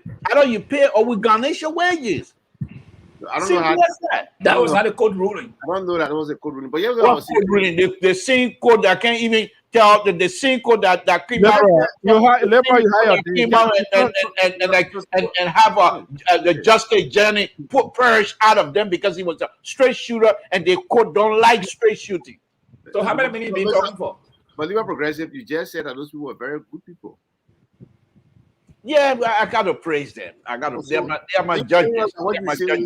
So what you telling us here, we have to take over a grain of salt? At this point, let me be friends with you. I am took. I have to redeem myself. I am took, to be honest with you, because for the senator, let's take this thing serious. For a sitting senator, knowing the history of Liberia, to make such a statement about former defense minister, now you have the entire country. If they read this thing differently, you have the entire country head to sector tonight because of this. Why you don't want to go down that path? We gotta push you. Why you don't it? Why you don't want to say it? That's hypocrisy.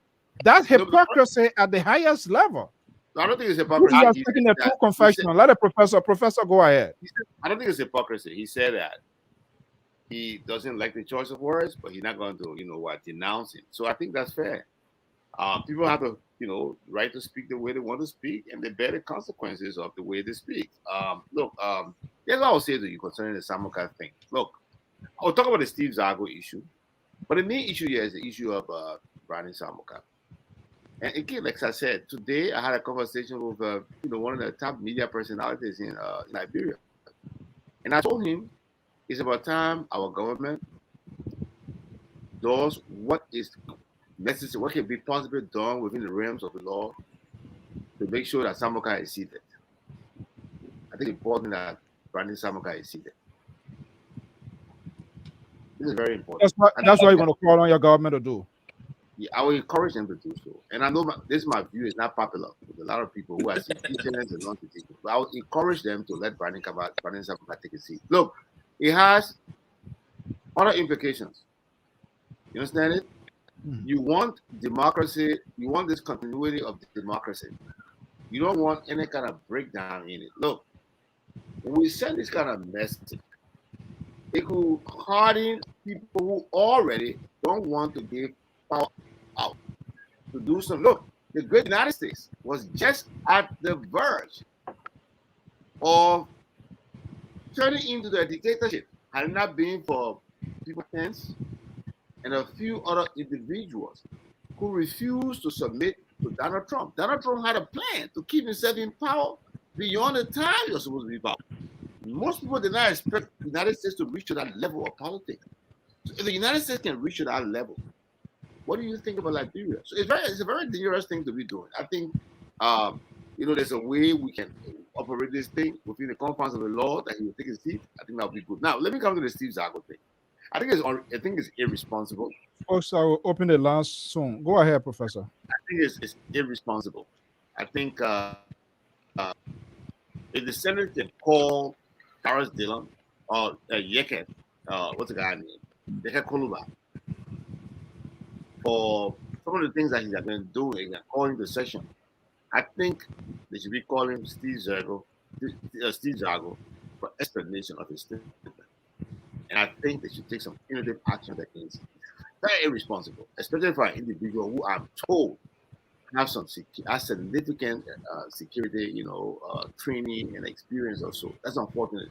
For people who have just come from war, for a war-weary country, such a statement has a propensity to undermine the fragile hope of the people and cause unnecessary tension. Look, if Liberia had a Wall Street-like kind of economy, where the dollar value is dictated by the events in the country, today the dollar value would have dropped significantly by such a statement, because it's an indication, it's referencing insecurity in the country, and I think it's unfortunate. I don't understand why the Senate have not called him to explain himself or to issue an apology to the Liberian people. I think the statement is just irresponsible.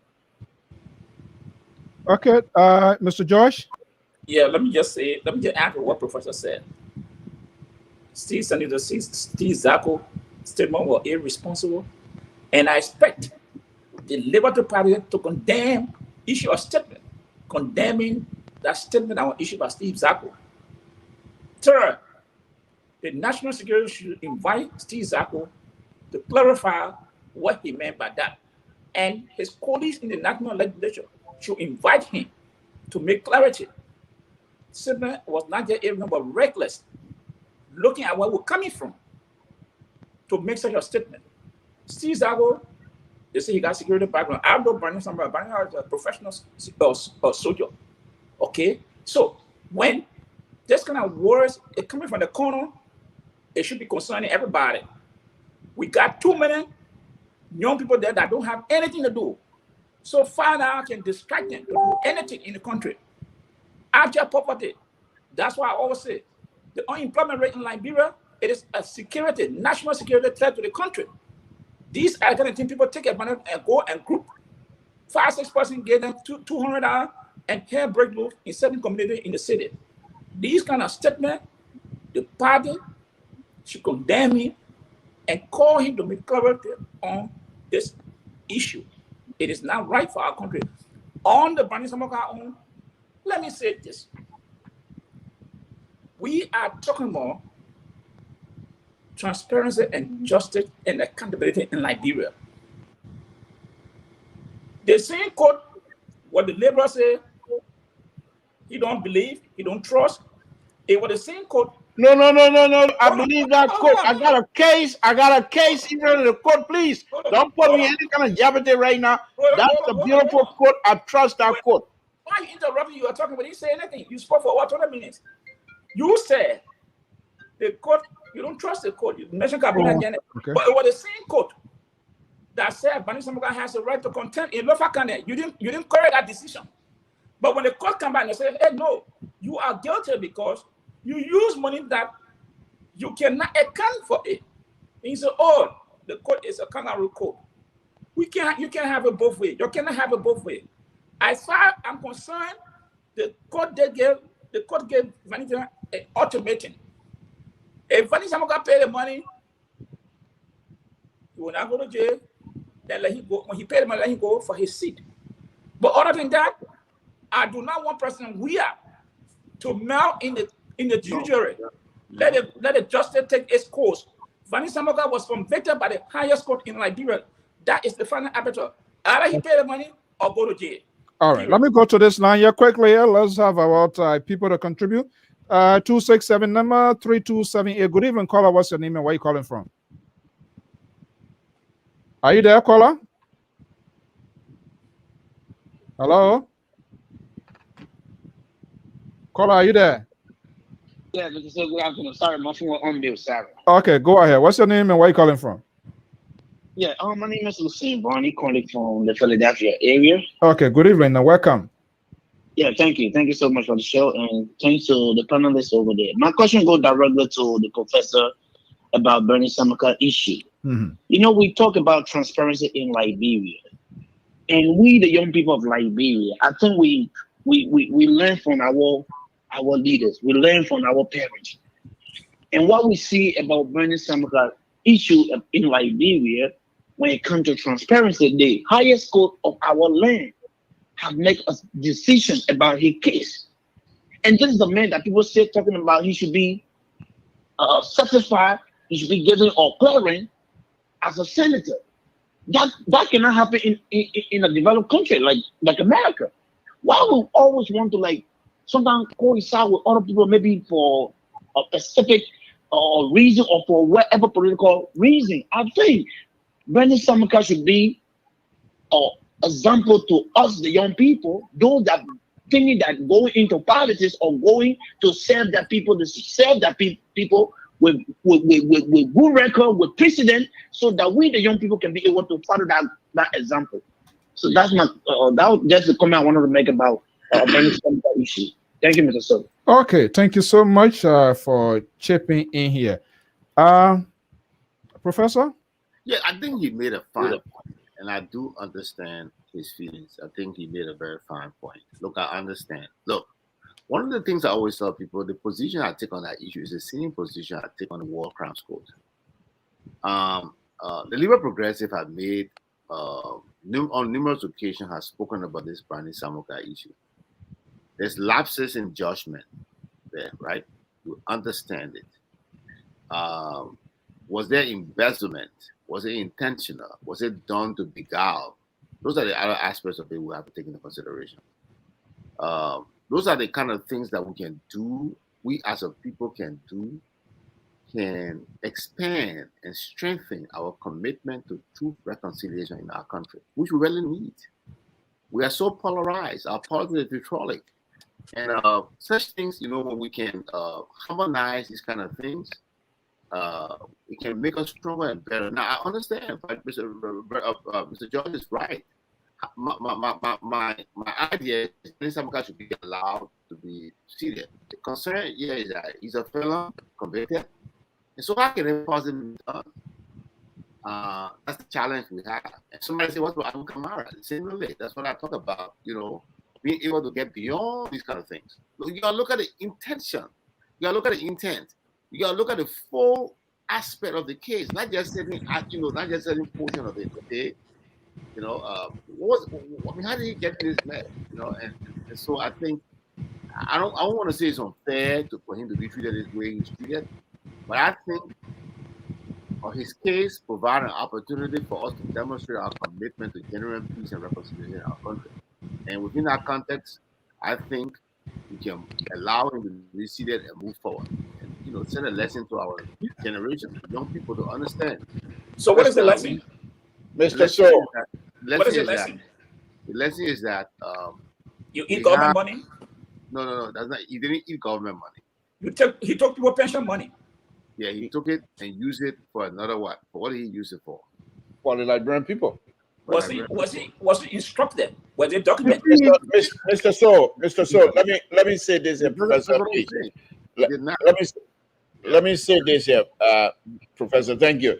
What I want to say on this here, Mr. So, is this, and I think I'm going to take a different route now instead of coming in. But to be honest with you, I'm here to defend my party. I'm a Liberty Party USA, and so I'm not going to sit here for all of you guys to drag us under the ground without me making any kinds of statement. But having done that, let me say this. Let me say that on a very serious note, Mr. So. Liberia is still in the process of trying to put our act together. And I understand the central right. He is not a person that will give an inch in terms of what he believes is right. And I'm not here to doubt him either. However, what I'm saying to you is this. Liberia is a family country. You start traveling from Monrovia, now things are all mixed. After the war, things are all mixed up. But before the war, anyone who start problem in a community, you will be warned that this is a family place. Number one. Second thing is this. The entire judiciary system, people all over the world continue to question that as to whether they're sincere. You have, and somebody pointed out here, you have people like Abu Kamara who won an election despite the fact that he himself admitted wrongdoing. Mm-hmm. Besides that, you have other cases in Liberia. You have the senator from Cape Mark County. He's serving in the Senate right now. We know all of these things. What I'm saying and what I'm suggesting, not to sweep the rug to sweep the dirt under the rug. That's not what I'm saying. Bonin Samaka was convicted by the higher court of the land. We agree. There's no question asked. And those of us who believe in peace and believe in the democracy of Liberia do agree that that's the rule. However, what I'm saying is this. Because you want to now put your finger and throw the book at this man, other members of the society are suffering, are grieving. Where do you come in as a family man to say, I understand your plight, I understand your condition? Someone must have done X, Y, and Z. But we all know he didn't take the money to use it for himself. The government should be running. Hold on, Mr. George. He didn't take the money to use it for himself. The only thing Samuka did was this. He was given an instruction and he went by that instruction. It was not an instruction as an educated person who has interest in democracy of the Republic of Liberia should have followed. He did that. I understand it. But for him now, for us to say, throw the book at him, having won an election, people voted with their car, believing that they were electing somebody that would serve their interest. How can you argue for democracy when they all of a sudden now, okay, you won the election, but you're a criminal? Therefore, this is not who we are. And this should not be what we want to be. Let us find way to have this thing resolved so that we will enjoy the peace that Dr. Weah and everyone else will. Okay, let Emma Joyce quickly speak to it, and will something Let me say that this will put our last final point before we. Zawo and the labor. We are sitting here. We talk about impunity in Liberia. Every day, we talk about impunity in Liberia. We talk about it where it's not in our shoe. But when it happened to one of us, then we say, oh no, that when the family business come in. Liberian government was not funded by family to run the country as a family business. Brandon Samoka, go and look at the document. Brandon Samoka started using them before he was even instructed by former President Ellen Johnson Sirleaf. You deprive other Liberians. You deprive other Liberians. You cannot take people money that is given to you to save money and use it for something that was not intended for. And you are the one who was in charge of it. So if your boss instructed you, it's incumbent upon you to get a note that tomorrow when something happens, you'll be able to present as an evidence that this came from my boss, this is a note. Brandon Samoka is highly intelligent, level-headed guy. So why you think they decided to go that route? Because it's just a message you were sending. In the name of peace, let it slide. No. If this is what people want to do, then of course nobody should talk about Georgia. Nobody should talk about anybody investigating Liberia. You just leave it, let everybody do their own thing. Abu Kamara. You mentioned Abu Kamara. Abu Kamara admitted that he took money. It is upon the government to make sure Abu Kamara make full restitution of what he took. If anybody got any reason to say Abu Kamara, yeah, you are a convicted criminal. Abu Kamara he didn't go to court. If you are a convicted criminal, you got charges against Abu Kamara, fire it. You mentioned Vani Sherman. Vani Sherman is not a Liberian government that sanctioned Vani Sherman. It's the United States Treasury that have sanctioned Vani Sherman from Kidman. So you cannot bring that into this argument because your government did not do that because according to you, people are all formally going to preserve the peace.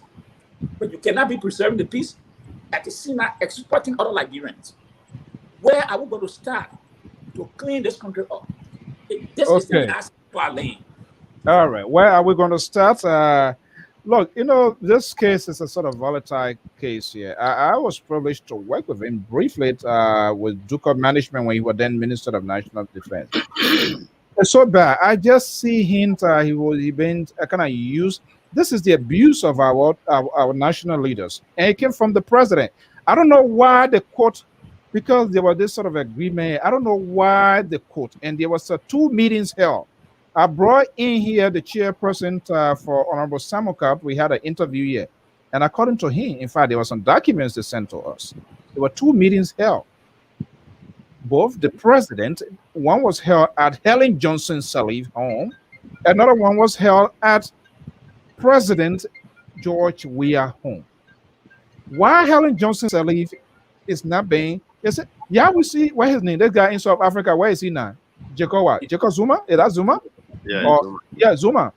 The law is holding him for whatever thing that he did. So why Helen Johnson Sirleaf should walk away? I feel so bad. I feel so bad because it's the President Samoka who's supposed to make that plea because our his boss. He's supposed to say, "Hey." That's also the job of the job. That's the jurisdiction of the court too to go further. What was the agreement? We need to know the arrangement as well. The 2 governments, the incoming and the outgoing. What was the actual arrangement? But that was being tried. You are right. That's the only time you talk. So Okay. one nobody Let me go to raised this. the issue. The prosecution will not call Ellen Johnson Sirleaf. They want to win the case. It was the Okay. defense job to call the Western as state witness to testify. Well, What he's the a case marathon man, so he's living by it. you. Okay, let me go to this line here quickly, and then I 267 number. Are you there? Yeah, I'm here. Okay. Good evening. Good evening. How you doing? Good. Welcome. What's your name? My name is George Monko. I call from Philadelphia. Okay, Mr. Mongo, so welcome to the show. What's the side of the story? I like to give my input on the professor first, and then the next guy. I think he's sitting there in the grave. We kept I can't remember his name. The liberal progressive. Say who? Samson Tour. That's a Samson Tour. Yeah, that's a Samson Tour. Okay. Okay. First of all, I will start with the professor. The professor, what he spoke on, I don't think he's speaking on national level. I mean, he's speaking on part of the issue. The point here is Bernie Samuka carried on this atrocity. I mean, he took the EFF money and he did what he wanted to do. Carry on a what atrocity? I mean, okay, Bernie sorry to use that word. Okay. Sorry to use that word. Bernie Sherman, I mean, took the EFF money, and then he did what he failed to do with it, and then he said he was destroyed by his boss lady. Now, the highest court has taken its decision that Bernie Samuka should not be seated until he pay the EFF money or he go to jail. Now he's speaking about people who don't have job, people who they're in the street that could be fooled by one or two cents to destabilize the country. I think that spoke. I mean that was a projection he making to Bernie Samuka what to be done. I think he the professor should say sorry to for what he said. Bernie Samuka cannot carry war in the country. Bernie Samuka did what he did, and he should pay. He should pay. He should face the penalty for it. For the Mr. Toh, Dr. Toh is that he's promoting. Tell him, Mr. So, I'm not a doctor, please. Nobody should ever speak on behalf of Bernie Samuka for the money he took. He's supposed to be seated. I mean, this doesn't happen in Liberia. We don't need that in Liberia. So they should stop saying such a thing to project. I mean, say to Bernie Samuka mind to destabilize Liberia. All right. Thank you so much, Mr. Mongo, for your participation. Hopefully, this will not be your first, not the last time. We allow views and opinion to be expressed on this network as long as in a civil context. Thank you so much. Okay, thank you. All right. Okay, so there was a little. Mr. So, before we move on, let me just make something clear. I am not a doctor. I'm not even a high school graduate. Let's put it that way. Okay, all right. So that's it. I mean, I just feel so bad. I feel so bad. Someone had to get an honorary degree. Helen Johnson Sirleaf. Okay. Before we go here, maybe in 20 minutes time we'll be out of here. But this is why it's been saying here. I've been finding the alternative, and it's still not working out here. Let me see here. Where is this guy here? Where did I put this guy? All right. This is New Dawn here reporting the New Dawn newspaper. CPP on the brink. What the heck is going on? Where can we turn? Can these people, do they have that political tolerance? I have said this repeatedly over and over and over. Every other day, somebody putting their foot in their throat, in their ears, in their nose, or whatever it is. If it is not come from the CDC, the opposition will swallow it. Are you paying, Mr. Toh, are you with us? Yes, I am. Okay. So look, these are the people, that's your guys here. Your man called Dr. Boyka, Joseph Boyka, the guy with the microphone there. I don't know what he was addressing in the United Nations. Ellis Comey on the other side there. One of the most troublemaker within the collaboration, Benana Ureda, is on the top there, overseeing and everything. Why all this sort of drama? How can we trust these people? In as much we have this sort of policy and sort of like governance, how can we trust them? Where is Liberians? Where are we going to turn? And we see this sort of infight and you say it's okay, and you say you're forming collaboration. I'm not going to start with you on that here because you're going to lay another softball here. Let me start with Mr. Amos George. Amos George, we are about to go home now. Set the dinner for the liberal here this evening. Like you have a good dinner before you go to bed. And I want you to prepare that dinner that will take into total. Don't give me any American dish, because when the man eats out, he'll throw out. Give him something that he really gonna do. So, can we, these people here, can we trust them as well? In as much what we are going through here, we are trying to find eternity. If you see what is unfolding within the opposition's belt, and can we say we are last? We are reached to 2023? Will we see that sort of cohesiveness? Seeing what is happening now? Do they have that tolerance to mend those breaking pieces? What my English should tell me, the better doesn't go behind the woman will come, all will come in from. So let me say this. You know, where back to so I didn't like something. I was one putting that flag. The first thing I said, Benin Euro is the number one troublemaker in the CPP. Benin Euro. I said it last year, way back. I said Benin Euro. Now he's holding Joseph Boyka's hand, right? Yes. And there was an article that came out the last time. Uncle Sam warning Joseph Boyka. Mm-hmm. And line himself with war criminals. And your name was mentioned.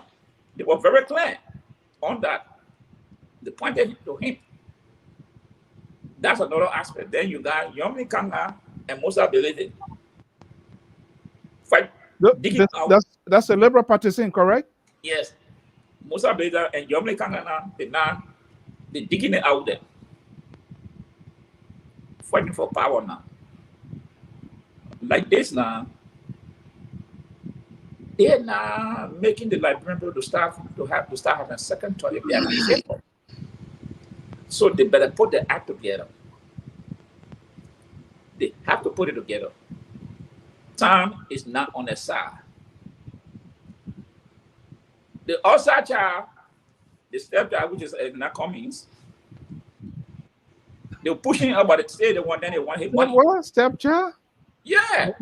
They say he's not one of them. He's a stranger. It's not me. It came from you saw the tape Boyka. Yeah, some control man. But now you're calling stranger. Boyka said the same thing to him. But here's the funny thing here. The stepchild got the money, and they want the money from this. They only want the money. They don't want to bring the stepchild into the house. So now that the hands are full. They will be forced to work with the stepchild. They cannot fulfill their own bills. Seriously, they cannot fulfill their own bill. So what are you going to do now? So Benin now, he only there to protect his business interest. There is ego class going on here. Benin you figure, hey, he and Alexander coming went to see them together. I remember he asked a question. When you left school, where were you? You being lost. That was Benin not coming. You being lost. Hey, bro. So if someone has the opportunity to leave the country, they cannot go because they want to be they must stay. But he's full now. Eh? I said he was lost. Once upon a time he was lost, but he's full now. He's full now, but seeing him now, he's a different kind of animal now. The guy is educated just as him, but the guy got more money than him. Okay, let me go to these are the ego things that go on within the CPP. So, but they have to be careful and put the house in order, because if the house is divided, I can see professors I will now go as Minister of State for Presidential for the next election, which I will be very happy. I want to be a friend, so I can come and he can give me all the contracts. Okay, Professor, I think the Liberal said he's more for on the one. He's not going to say anything. So I respect his view that he said he's not going to say anything he already made. Why would I want to defer this particular issue, Mr. So? Please rephrase. Oh my goodness. Okay, Professor, what your take on this thing? Look, these people, man, it's I don't know. But when you say these, look, you see, it's an unholy alliance, a marriage of convenience, which normally ends up in a disarray. And so that's what's happening. these people are not driven by any ideological convergence. They are driven by one thing. The convergence is based on a desire to fill their stomach. And when that's the reason why you align and associate with people, there's always a potential for the alliance to go sour. Look, you look at Joseph Boyka. If we listen to what Joseph Boyka tells us is right, then I have problems to see how he aligned himself with Bernard Ure. Joseph Boyka tells us that he spent 40 plus years in government. He did not steal the government resources. He was very honest. And then he aligned himself with Bernard Ure, who got his every wealth from on the backs of the Liberian people. So how does it happen that two people who are diametrically opposed to the way you exercise control over government resources, how is it that they are both working together? So that's something that is kind of hard to understand. They make it look like there's a doomsday situation in Liberia. So all of the angels of health will come together some way or the other. Otherwise, Liberia will be destroyed because you have this devil called George Weah running the country. And that's the kind of issue they are trying to portray. At the end of the day, what they are doing, they are making gestures of themselves. You know, when you say commies, they look at commies to be a stranger, and then they want his money. I don't know whether commies even giving him his money. Commies is a smart guy. Commies say the people in America should raise money for a campaign. But ain't commies the one paying the rent, 10,000 for the facility? Yeah. Okay, baby. Can I come in now? It's not your time yet, sir. Please, can you wait? That kind of thing. But again, look, I always want to say this to Liberians. Let's be very fair. Alexander Cummings' ambition is dangerous. It's one of the reasons why Liberia Professor was citizenship. When you abandon, look, Samson didn't do it. Alfonso didn't do it. Pop George, you didn't do it. Mr. George, you didn't do it. You didn't come to the States and abandon your country. You were always tied to that country. You were doing something to identify yourself and carry yourself as a Liberian. So you Professor, you are added new labor. You are added new labor to this year. You said why he abandoned Liberia? Cummings abandoned Liberia. Cummings at the moment when Liberians needed a person of his caliber, Cummings was not to be found. I mean, look. I don't want to get in trouble with certain people Liberians. But when I said there's a Liberian public radio. Cummings, what telling people were not even Liberian? What? Telling people were not even Liberian. He was telling people that wasn't even a Liberian. So where was he from? Where is he from? I don't even think Cummings is a Liberian, by the way. I really don't think it's a Liberian. Yeah, and Professor always seen this thing here. I don't think Cummings is a Liberian. You know, this guy, yeah, Francis Doe. Is it one of the conspiracy? I want to remind all of you that I'm still here. I just want to remind you. You know what I will do? Because so I was just talking to the English. So, Professor, this is interesting. Are you picking your soundbite from Francis Doe from Canada? Because he's saying this Cummings a Nigerian man. Cummings not Liberian. Cummings is a Nigerian. Those are the kind of things he'll be saying. The Cummings is I have serious questions about Cummings' nationality. And Cummings himself has answered his nationality questions on numerous occasions. We are not picking your call now. We're already out of time. Okay. Proud to wanting to be president of Liberia, Cummings carried himself as a non-Liberian. There's evidence. Professor, that's a very low bar. No. Okay, guys, we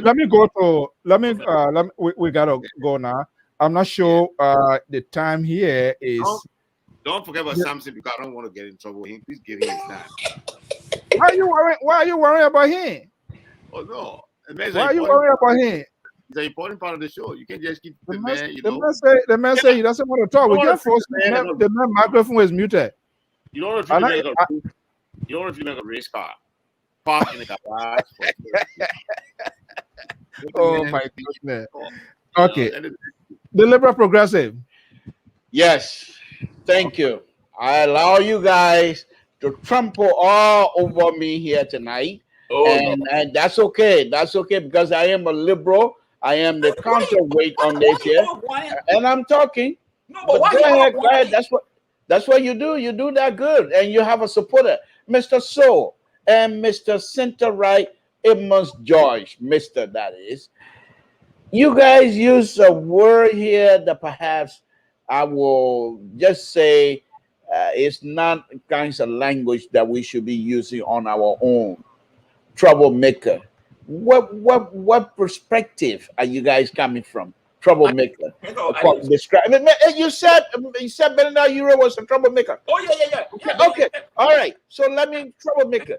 How is he making trouble when this man employing people to work in the Republic of Nigeria? Hold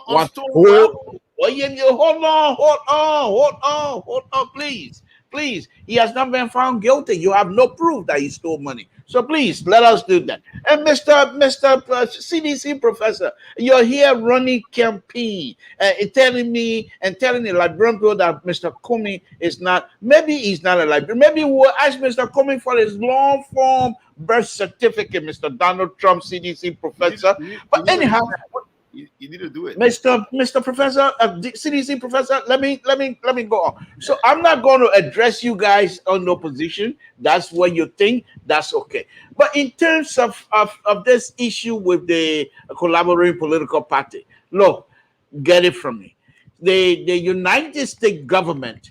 The United States government tried to put some kind of a saying in the gallery of the collaborating political party, and it's not going to work. We know exactly what Uncle Sam trying to do here. We will take this and we will win. There's nothing. It's good thing now we're having this right now, because in the next 2-3 weeks this thing gonna die. That we're gonna resolve the amount ourselves. Now you will see how transparent we are. Now you will see how older we are. Now you will see how sensible this opposition is. And for this reason, you, Mr. George Center Right, you far left, far right, left, whatever you want to call yourself, conservative, and you, Professor, CDC professor, you will come to understand that this opposition is genuine and you guys stand no chance. Finally, Mr. Soul, I want to say this here on Liberian Public Radio clearly. When we're talking about Liberian politics and what have you, please let us try and stay away from separating people. This person is not from here. We're all Liberians. As long as the Constitution allows you to put your name in a ballot box and say you want to be whatever it is you want to be, you can't say you trust the people of Liberia to run their affair and then you want to question how they come about. If you trust the Constitution, it's the Constitution that allows Honorable Cummings to put his name out there. You can't now come back and play the Donald Trump on us, CDC professor. We're not going to take that. We're here to stay and we're going to win the election. Take it or not. You can run all your campaign on Mr. Soul Show because that's what you're going to do. That's okay. That's CDC. Run your campaign. That's okay. But that doesn't mean you are entitled to it. It's a CDC show? Yes. He's an undercover sedition. Yes, I agree with that. So I want to say thank you guys for the opportunity tonight. As usual, the Liberal Progressive is here as a counterweight to the far right, Mr. So, and to the center right, Mr. George, and of course you, CDC professor. I want to thank you guys for the opportunity, and I will say good night to all of you. Did you tell something? Did you tell the man to say good night already? You gave him the audience? Oh no, when you see it like that, and when the ground is slippery, when he's becoming unbalanced, then you want to call. Like a player, when the player is already exhausted on the field, or you wait for the referee to call time off. So lastly here, do you think Zako should go to plenary to answer questions? On a very serious note, if I were somebody close to Zako or even advising Zako, we won't go there. I will call a press conference midnight tonight. I will call the press conference early in the morning to readdress the Liberian people. Because here's the interesting thing here about this. Zako is not an ordinary person. He's now chairman of the security issue in Liberia. Zako is a senator. So what is he talking? Is he saying something based on his security knowledge, the inside track that we don't know? Exactly. We know. And I think that's a good portion here. You know what is interesting? You know what is interesting? What is interesting is that the U.S. Embassy has not called him. You remember there was a time that they called Prince Johnson?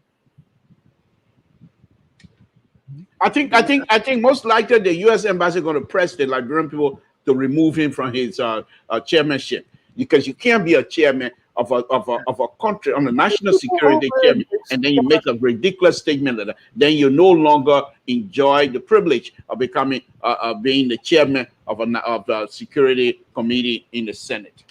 Here's the thing. I don't know. Possible military sympathy. What is he?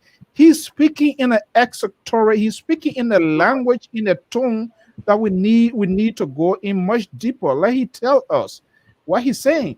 You ready? You have. I don't even think Mr. So. I don't even think Bonnie Samika support such a statement.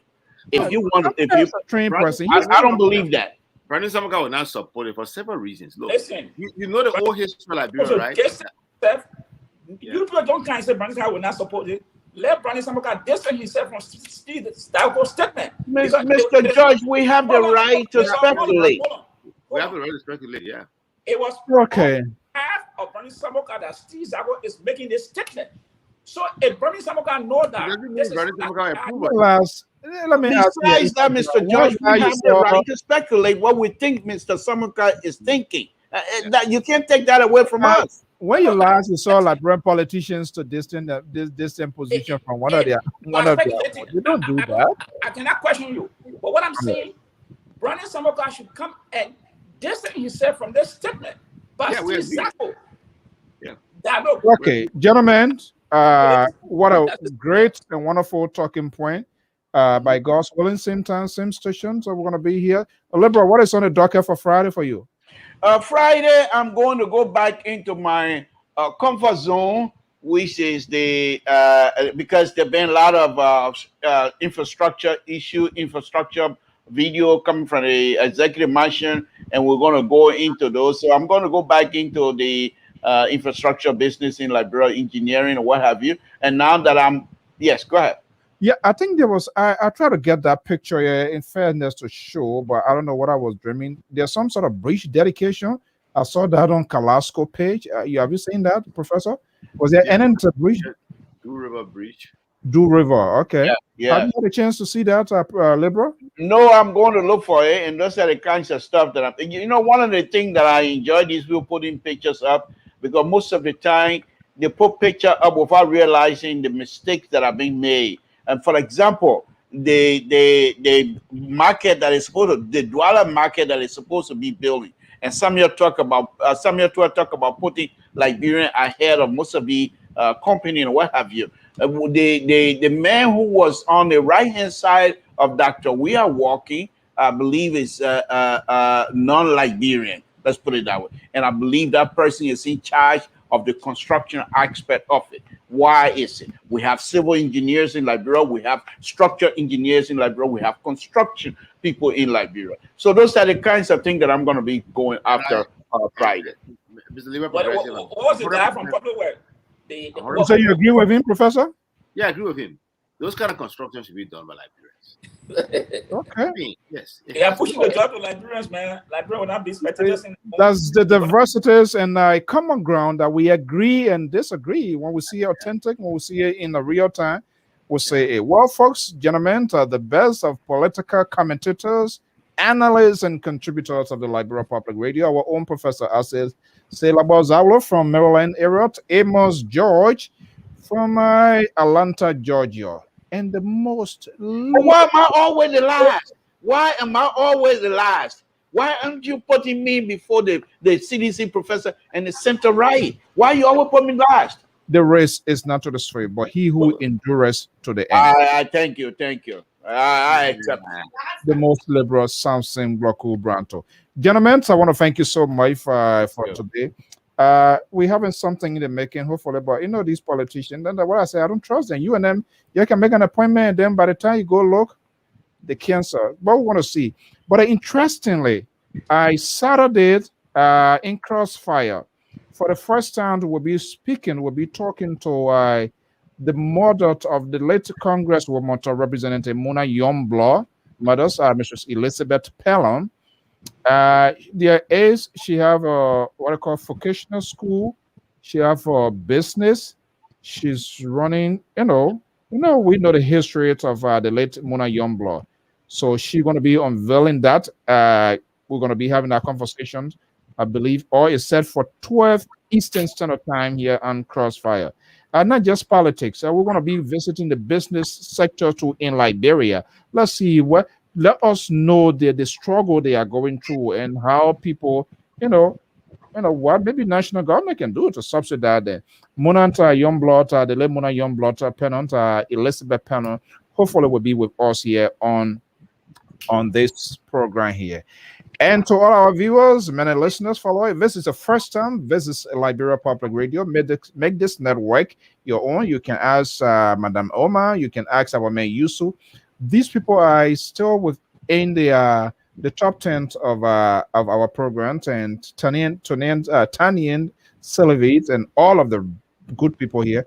We want to thank you, and our own man Mike Keyman, by his association with the Liberal, is making me into more or less in time to come. I'm going to distance from him. So welcome, Letty Brooks Roberts. Thank you so much for your time, folks. That's how we're going to call it this evening. Thank you so much, Mr. George, Professor, and Samson Brown to Liberty Party Man USA. Thank you so much, guys. Have a pleasant evening. All right, guys, that's how we're going to do it here. And of course, to you, our men viewers and listeners, we want to say thank you for your time. I give you the highest praise. Hallelujah to my King. Hallelujah to my Father. Hallelujah to my Jesus. I bow before the throne. When I look at all the wonder and I see all the creation, the beauty of the universe. You never change. You never lie. You never change. You never change. Hallelujah to my Jesus. Hallelujah. Well, folks, that's how we're going to bring the curtain down here this evening. Let us keep praying for our country. Let us keep talking peace. We can have our disagreements. We can have our diversities based on our political background, which is okay. But what we can best do is to maintain the fragile peace. It is important.